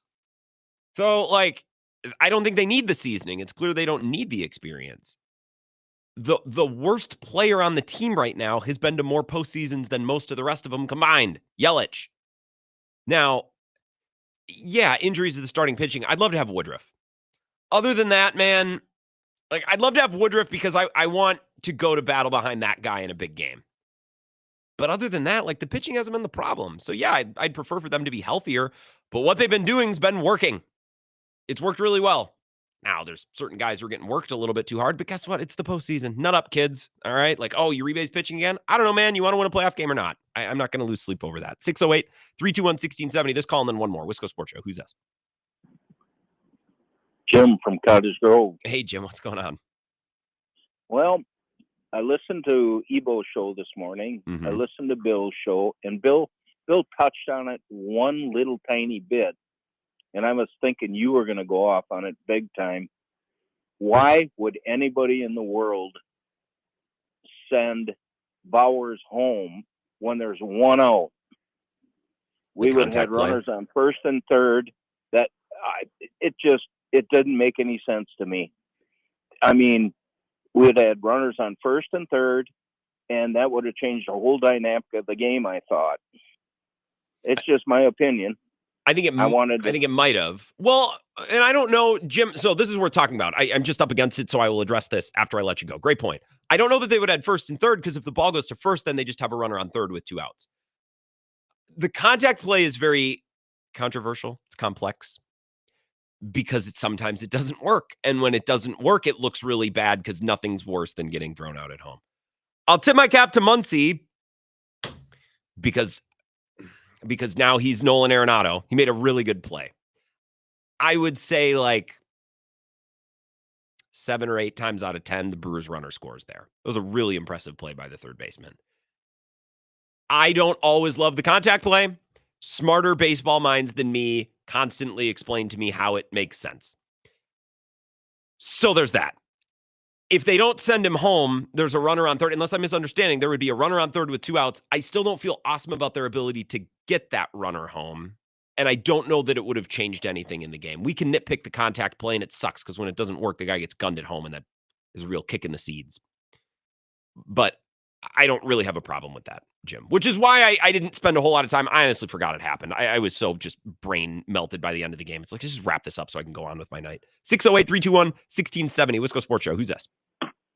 You've got the best audience, man. You get these awesome guests coming in and bringing up some great points, and then you have a caller being like, hey, man, there's this one play in the playoff game that's absolutely not going to matter, and nobody's going to remember it, but I want to really talk about it. Well, technically, none of these plays have mattered because they've lost all these games. So, by that logic, we could just ignore these games altogether. The contact play, though, makes people mad, and Blake comments says, the contact play, it makes sense when it works and isn't fielded as clean as it was. Great play to stop aggressive base running. I think I agree with that. I just love that this season's winding down so slowly. We're not going to have to do a postmortem next week, right? We know what's happening this weekend. No, it's fine. We're done with it. I'm kind of But you said that I was be triggered by Mr. Wood's comments earlier. I only heard things that we agree with, Brent. What do you possibly think triggered me? Well, I heard him say, this is why my brain is poisoned, because you call in and you're like, I can't believe this one person said this. He said that Jordan Love has now converted as many first downs with his legs as Jaden Daniels this year. And I'm like, oh, Vagabond John's going to lose his tit over that because Jaden Daniels has missed games. So that's misleading. That was the first thing. And then also he said, when we're talking about, keeping the defense, keeping offenses in front of you, he's like, well, there's scar tissue from Joe Barry. And you'd call in and be like, but Joe Barry did it and it worked against Patrick Mahomes. And I'm like, so I am making your calls for you in my brain before you ever even pick up the phone. I'm tipping my pitches way too much. I would say to Jaden Daniels, that dude's been a disappointment, right? He's hitting CJ Stroud territory where just that team in general. What a disappointment. A lot of injuries, but you'll have that. Jordan Love, I've been on his bandwagon man this year. I did say before the season and in the offseason, we need to see him use his legs to convert first downs. And to the guy's credit, he's freaking doing the damn thing, man. He made big plays in the fourth quarter when it mattered most, when previously he's thrown games away. And he's doing the damn thing. He and Matt LaFleur both deserve a ton of credit for how they've handled the second half.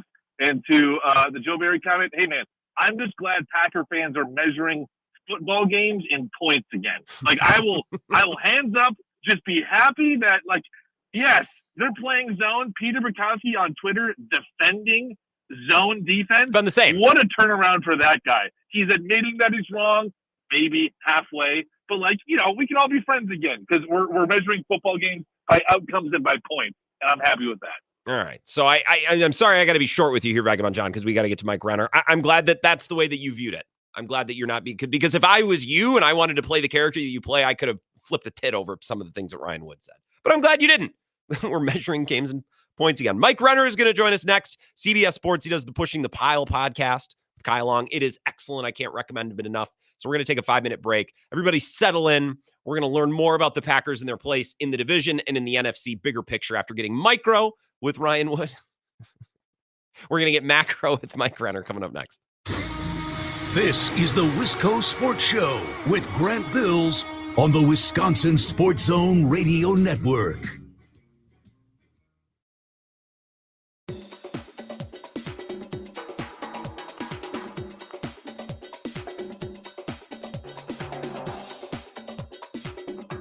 The Wisco Sports Show will resume in 5 minutes.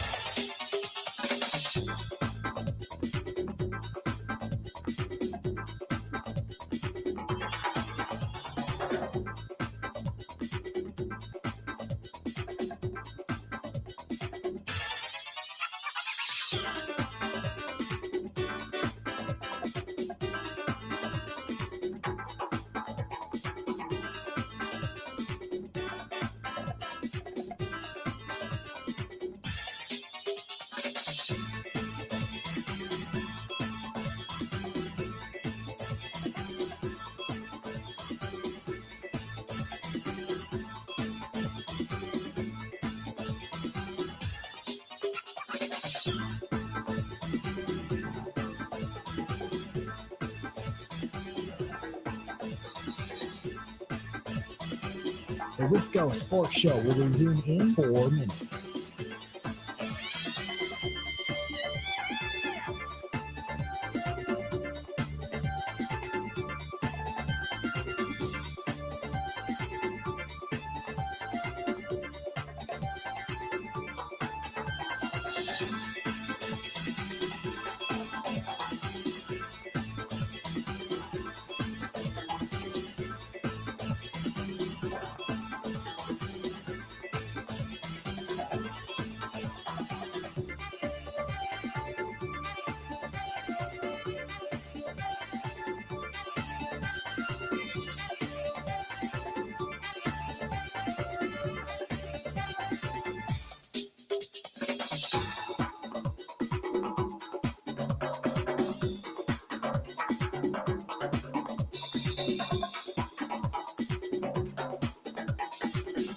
The Wisco Sports Show will resume in 3 minutes.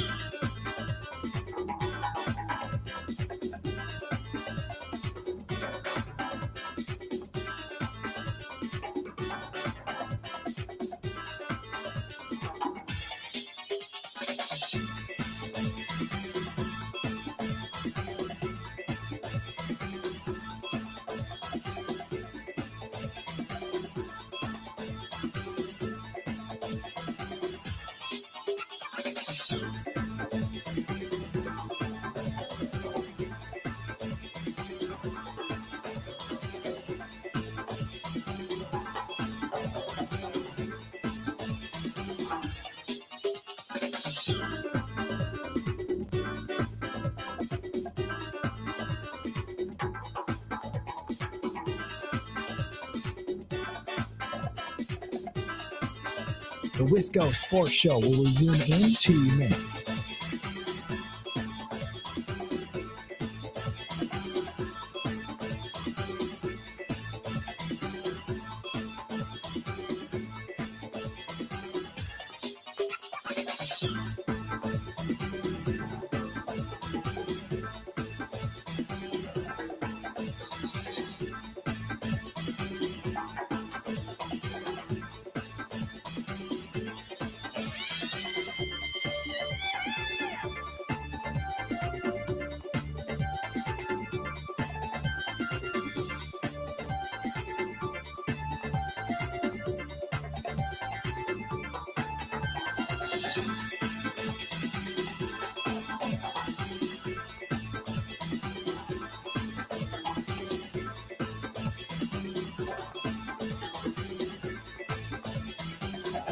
The Wisco Sports Show will resume in 1 minute.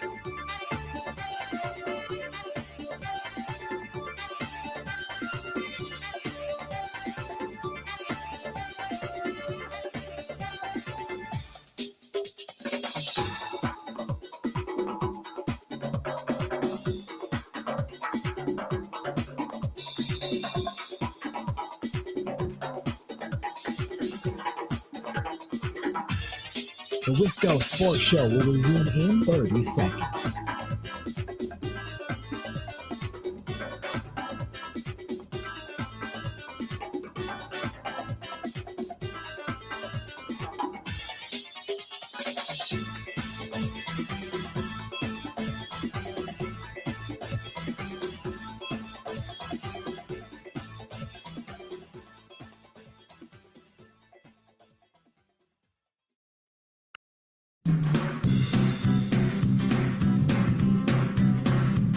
Wisco Sports Show, everyone's losing their mind on the text line because Ridge Runner Mark said Corbin Durbin instead of Caleb Durbin. Would you all calm down?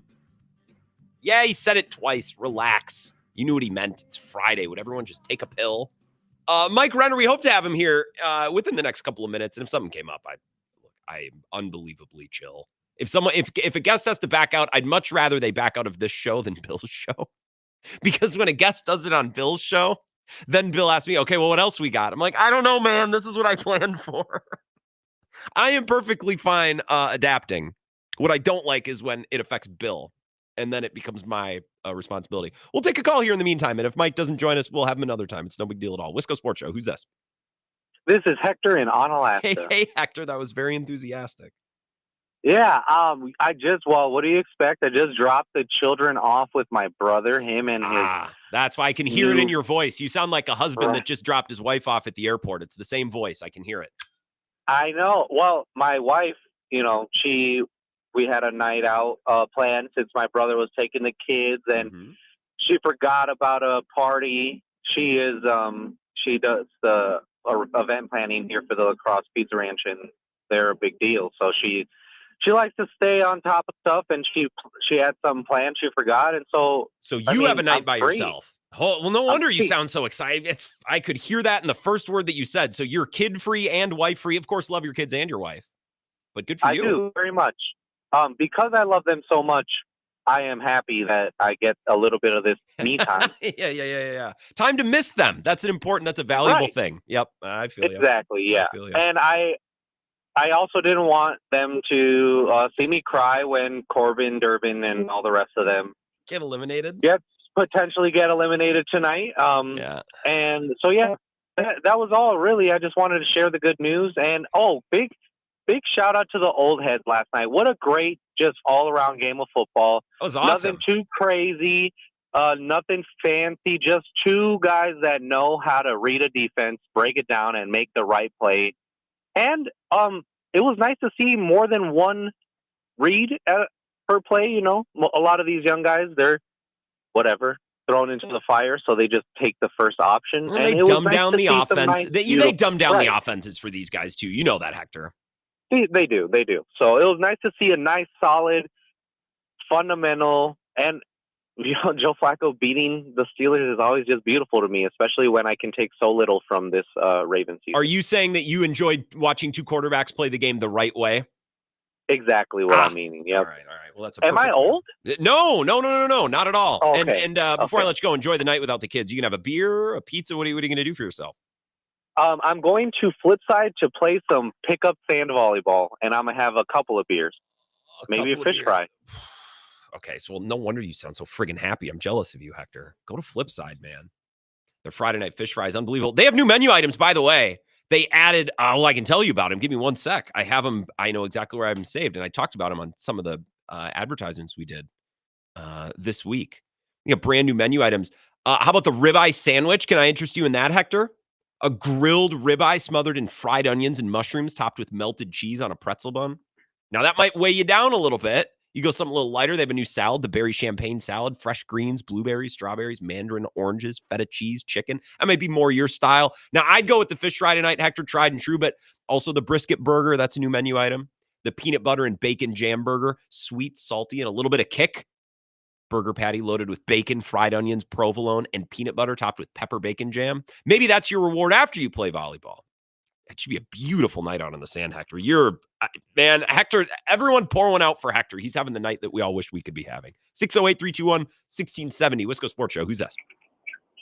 Eric on I-90. Eric, good evening. You should go to Flipside too, dude. Do you hear that? Didn't that sound incredible?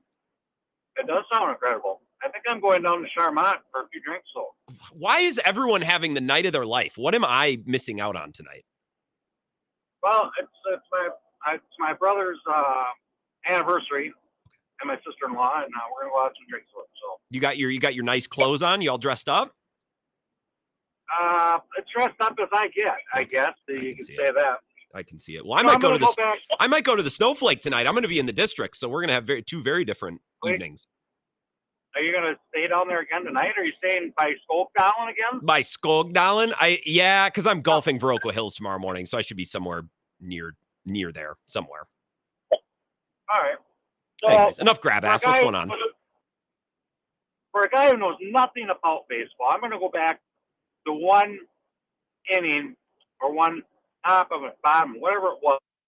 But in the first game, I think it was, they walked Shohei Ohtani at the end of the game. Mm-hmm. You know which one? It was the first game? Yes. Well, they've walked him a couple of times, but continue, and I think I'll get clued in here. All right. And I thought to myself, knowing nothing about baseball, I'm like, is this guy that good that you don't even pitch to him at all? You just walk him. And now they set up the bat like a lot of times it struck out. I just thought that was playing from fear more than just trying to win. It's not ethical baseball. Is that what you're saying? Well, I don't know if it's ethical baseball or not. Please tell me if I'm wrong. But I just thought, do you just not do that, Grant? Do you just not do that? And I got it wrong? Or was it a little fearful? Well, it's definitely fearful. It's definitely fearful. There are very few hitters in baseball that you would do that for. Part of it, Eric, is just matchup stuff too, right? Like in the postseason, you go all out to get righty lefty or to get certain matchups. So in the regular season, you might not stress about that as much. But in the postseason, like if you have a righty on deck and you have a right-handed pitcher in that you really like, we'll just put Ohtani on with 2 outs and then see if you can get the righty or something like that. Okay, that makes more sense. And then I didn't understand why they took Mizorowski out last night. He was doing so well, but I guess in that situation, if you get a guy on second base, you got a problem. You got a big problem, right? Yeah. And so Mizorowski, Eric, enjoy the Charmant tonight. Yep, have a good night. Yeah, you too. Have a good weekend, Eric. God, I'm Jeff. Those are 2 callers that are about to have a friggin' good for you guys. Mizorowski last night threw 73 pitches. He went 5 innings. So, yeah, you could have rode him a little bit farther, but when they pulled him, wasn't there a runner on? Guys, when I tell you, like, I've been watching these games, I've been listening to these games. I was this night, so I was listening, and it felt like a win was so far-fetched. I was locked in, don't get me wrong, but Mizorowski was pitching. He struck out Betts, gave up a single to Smith, and then walked Freeman, and then a single. So he gave up single, walk, single. In a game 3, Eric, that you absolutely have to have, like the series basically ends last night if the Brewers don't win, you can't futz around and hope that Mizorowski bounces back and gets the next few guys. Like that's just not how you manage. And it's not like Mizorowski pitched 3, he pitched 5 innings last night. He threw over 70 pitches. So they could have trusted him. I feel personally that he might have had just as good of a chance to get out of it as Uribe, but then Uribe comes in and gets strikeout ground out. The problem is he threw a ball into the foul territory behind first to allow a run to score. I just don't think you can leave your guy out there when you have guys ready in the bullpen in a game like this. If this was game 2 or game 1, sure. But he had given up single, walk, single. At that point, it's like, guys have seen him now a couple of times. The shadows had tucked away. They're getting a good eye on him. Yeah, they could have let him go farther. I think Murphy probably made the correct choice. The problem is Uribe has pitched so friggin' much. Although, again, he was fine if not for the ball that he threw into foul territory. So even that, guys, I have very few qualms with what Pat Murphy has done in this series. He hasn't been perfect. He wasn't perfect in the first series either, and neither was Craig Counsell. But guess what? The Brewers hitters made more hits. And in this series, the Dodgers hitters have made more hits and their pitchers have thrown more pitches or made more pitches. Baseball's not that complicated. Now, when you're on the losing side, you're going to nitpick stuff. But when you only score 1 run a game, it's really hard to say, well, if Murphy would have done this, what? Brought Uribe in a batter later? What? Then they lose 2-1 instead of 3-1 or whatever the final even was last night, 3-1. I don't even remember. A couple of texts. Not Bob Kozlowski. Now, this is a good text. Says, thanks for taking this text. We Brewers fans are just wondering, when will 1 run be enough? Like, yeah, could they ever win a game 1-0? Probably a little unreasonable. Murphy before the or after the game, and I played this as a part of the show intro. Why don't I'll play this again. He basically said, look, when you give up however many runs they gave up, and I'll let Murph say it here, like you just expect to win some of those games, and they haven't. Murph, all year you've talked about the obstacles and the hurdles you guys have overcome. Just how do you size up or summarize the 3-0 deficit in the hole you're in now against that team? Yeah, I mean that team's pretty good. So are we. We haven't shown our best foot. Like I said, if you would have told me the Dodgers were going to score 10 runs in 3 games, what would be the score? If you said 2-1 us or 1-2, 1-2 them, you wouldn't say 0-3. But we haven't got the clutch hit. We've been a little bit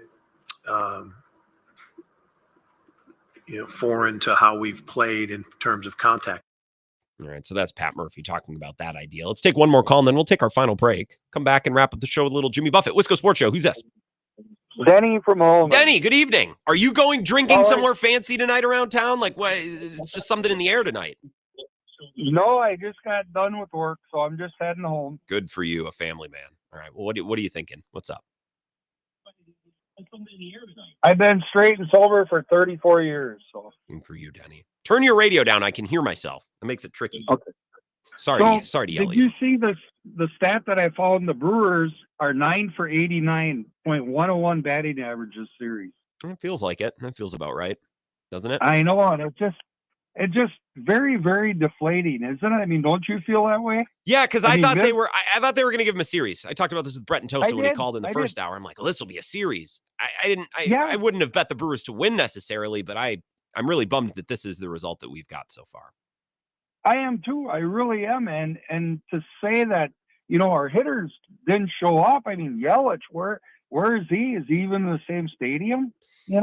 He's up there trying his darndest.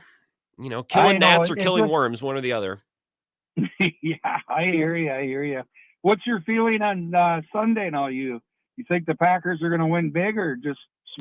I think they're going to win. I think they're going to win. I think if you've listened to the show these last 2 weeks, I don't like to inflate expectations about blowouts, but I think they should beat Arizona, and I think they should, I think they'll continue to build a little bit every week and to continue to stack wins, which in October is really all that I need to see at this time. Right. No, I totally agree with you and everything. So you have a great weekend, my friend. Thank you. You too, Denny. Enjoy your evening up in Holman. Maybe you'll run into Hector in Alaska. Eric on I-90. Hector says, I did not know about the new menu items, Grant. Might have to get a little bit of that appetizer and then go for the burger after. That's what you should do. Get an app and a beer before you play volleyball, then get a burger after. I would recommend one of their new items, the peanut butter and bacon jam burger. I haven't had it yet, but how can that possibly not be awesome? Like those ingredients, man, you could put that in a blender and drink it and it would be great. Yeah, that's going to be delicious. So that's what I would recommend. But they have a new salad. They got a new new ribeye sandwich as well, brisket burger, peanut butter and bacon jam burger. Yeah, Flipside's been putting on. Hector, I'm jealous of you. You're going to be out under the lights playing volleyball. It's the best sand in town. Those late summer waning. I guess we're fully into autumn now, but those late waning August sunsets or autumn sunsets. I don't know why I'm struggling to paint a picture with my words. Probably because it's Friday and I'm almost done with work for the week. And there's Liney's Light in my car that I'm excited to get in the fridge and get going. So let's take a break. We'll wrap up the show next. Little Jimmy Buffett and final thoughts for the week, and maybe a couple of parting shots on Packers Cardinals coming up Sunday. This is the Wisco Sports Show with Grant Bills on the Wisconsin Sports Zone Radio Network. The Zone Blitz pregame bash is back. Every Wisconsin home game 2 hours before kickoff at the Blue Moon Bar and Grill. And this year, do I have something special for you? It's a perfect snack for game day or any day. Wenzel's Farm Pro Snack Sticks. Come see me and I'll hand you 16 grams of protein to fuel you through the day. Wenzel's Farm offers that and so much more, crafted in small batches using premium cuts of meat, perfectly seasoned, and naturally hardwood smoked. Check out wenzelsfarm.com. Made by pros for pros. The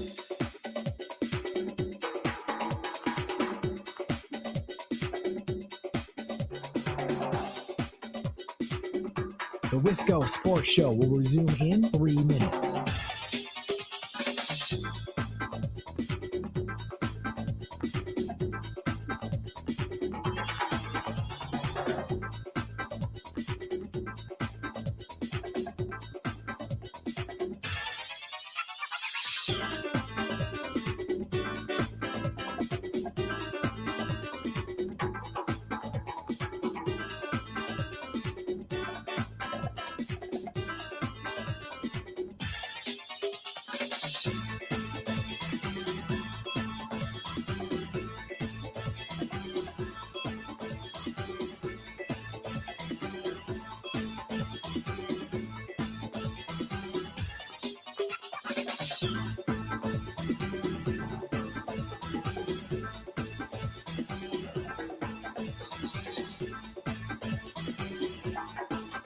The Wisco Sports Show will resume in 2 minutes.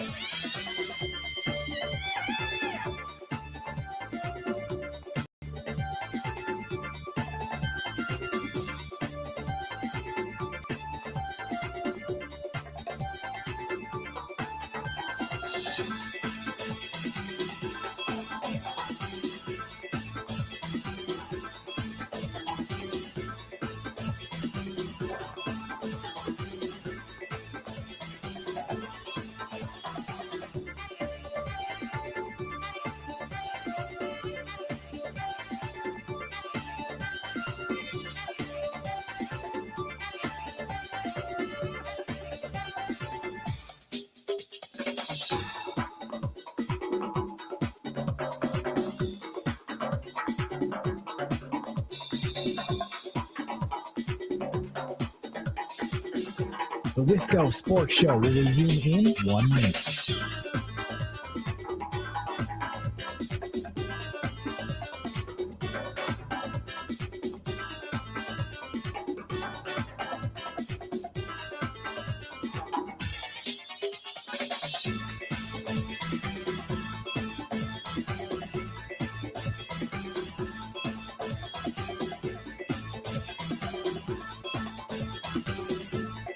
The Wisco Sports Show will resume in 30 seconds.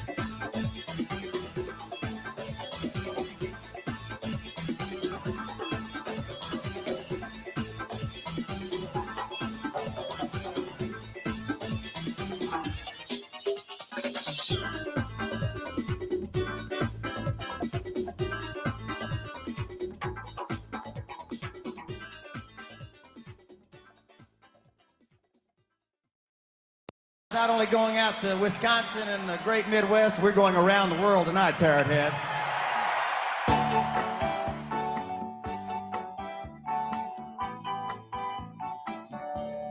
Final segment, Wisco Sports Show. Fins up for It Is Friday. A fun little last round of callers. We'll have to circle back and get Mike Renner a different time. He had something come up. But I'm over it, man. It was fun to talk to Hector and Eric on 990. Both of those guys are fixing to have quite an evening. And it gives us time to talk about Flipside. How nice was that? It's almost like it was planned, but it wasn't. Live radio, sports radio is the best. Couple final thoughts on Packers Cardinals before we get out of here. Now, I worked Bill's postgame show on Sunday. And then obviously, Bill's show Monday, Tuesday, Wednesday. And we did the show Monday, Tuesday, Wednesday, reacting to Packers Bengals. And a lot of Packers fans were not satisfied, let's say, with the result or the quality of the Packers result on Sunday. And as I said on Monday's show, I'm like, it was fine. It wasn't perfect, but it was fine. And I feel the need to occasionally remind people that not every game is going to be a banger. Like in a 17-game schedule, you're going to have a couple exciting, thrilling wins, You're going to have a couple crushing, frustrating losses. You're going to have some wins that are just kind of pretty good. And then you're going to have some games where like you just forget about them. Like we're going to forget about that Packers-Bengals game.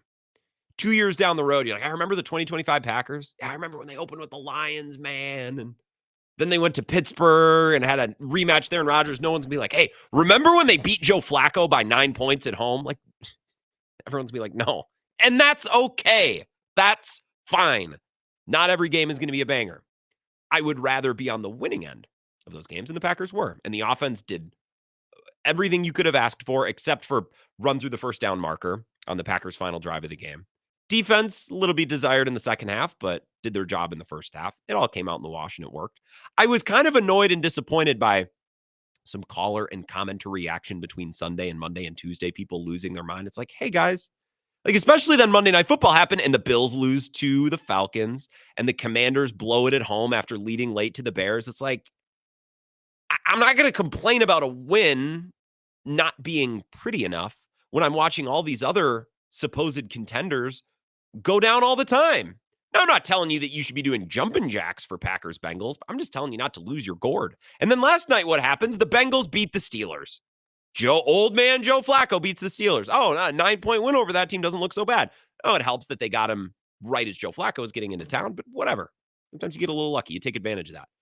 I don't need the Packers to blow doors every week by 2 scores when they're favored by 2 scores, but I do need them to keep winning. So as long as they win in Arizona, continue to build. I brought this up on Bill's show earlier today. I like to use the analogy of reaching cruising altitude. I'd like for the Packers to reach cruising altitude. You know, you can unfasten that seatbelt, maneuver about the cabin if you need to. Just relax a little bit. We're going to start beating some lesser teams. We're going to be in it with every elite team. We're going to lose one here and there that annoys us, but we're also going to win 1 or 2 where we're over the moon. Like that's the place the Packers need to reach. And an important step after following this, kind of lackluster win over the Bengals includes now going on the road to Arizona and beating a Cardinals team that has good players. They certainly haven't played very well this year. And if Kyler Murray's not playing, the Packers don't have any excuse to lose.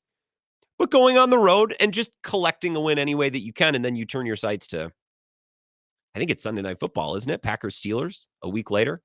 And now the Steelers defense looks vulnerable. Like, how many points can you put up on them? It's lining up in a way where the Packers just need to knock down the bowling pins, continue to collect wins. And I expect that they'll be able to do that on Sunday. I don't know that they're going to do it by 24 points, guys. And if they don't, I guess we'll talk about it after the fact. But if the Packers win by 6 or 7, even against a backup on Sunday, you're not going to get fire and brimstone on Monday. I mean, probably.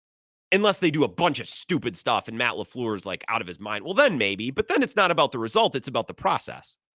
So that's what I'm looking for this weekend. I think the Packers will do it. I'm not overly worried about it. And if they don't, well, guess what? Life will go on and we'll talk about it Monday. And that'll be fun too. Please have an excellent weekend. It looks like it's going to be absolutely beautiful outside. So carry the spirit of Hector and Eric as they hit the town tonight. And Goose Eggs on the live stream says the Charmant is the only bar I've ever been asked how much I've been served. Well, they pour strong drinks there. And when you stay at the Charmant, I've been out drinking and now I'm coming back and I want a nightcap. So I've already done my drinking for the night. Have a great weekend. Enjoy the Packers game. And also the Badgers are playing. Talk to you Monday at 4. You sure make a bar from Mississippi.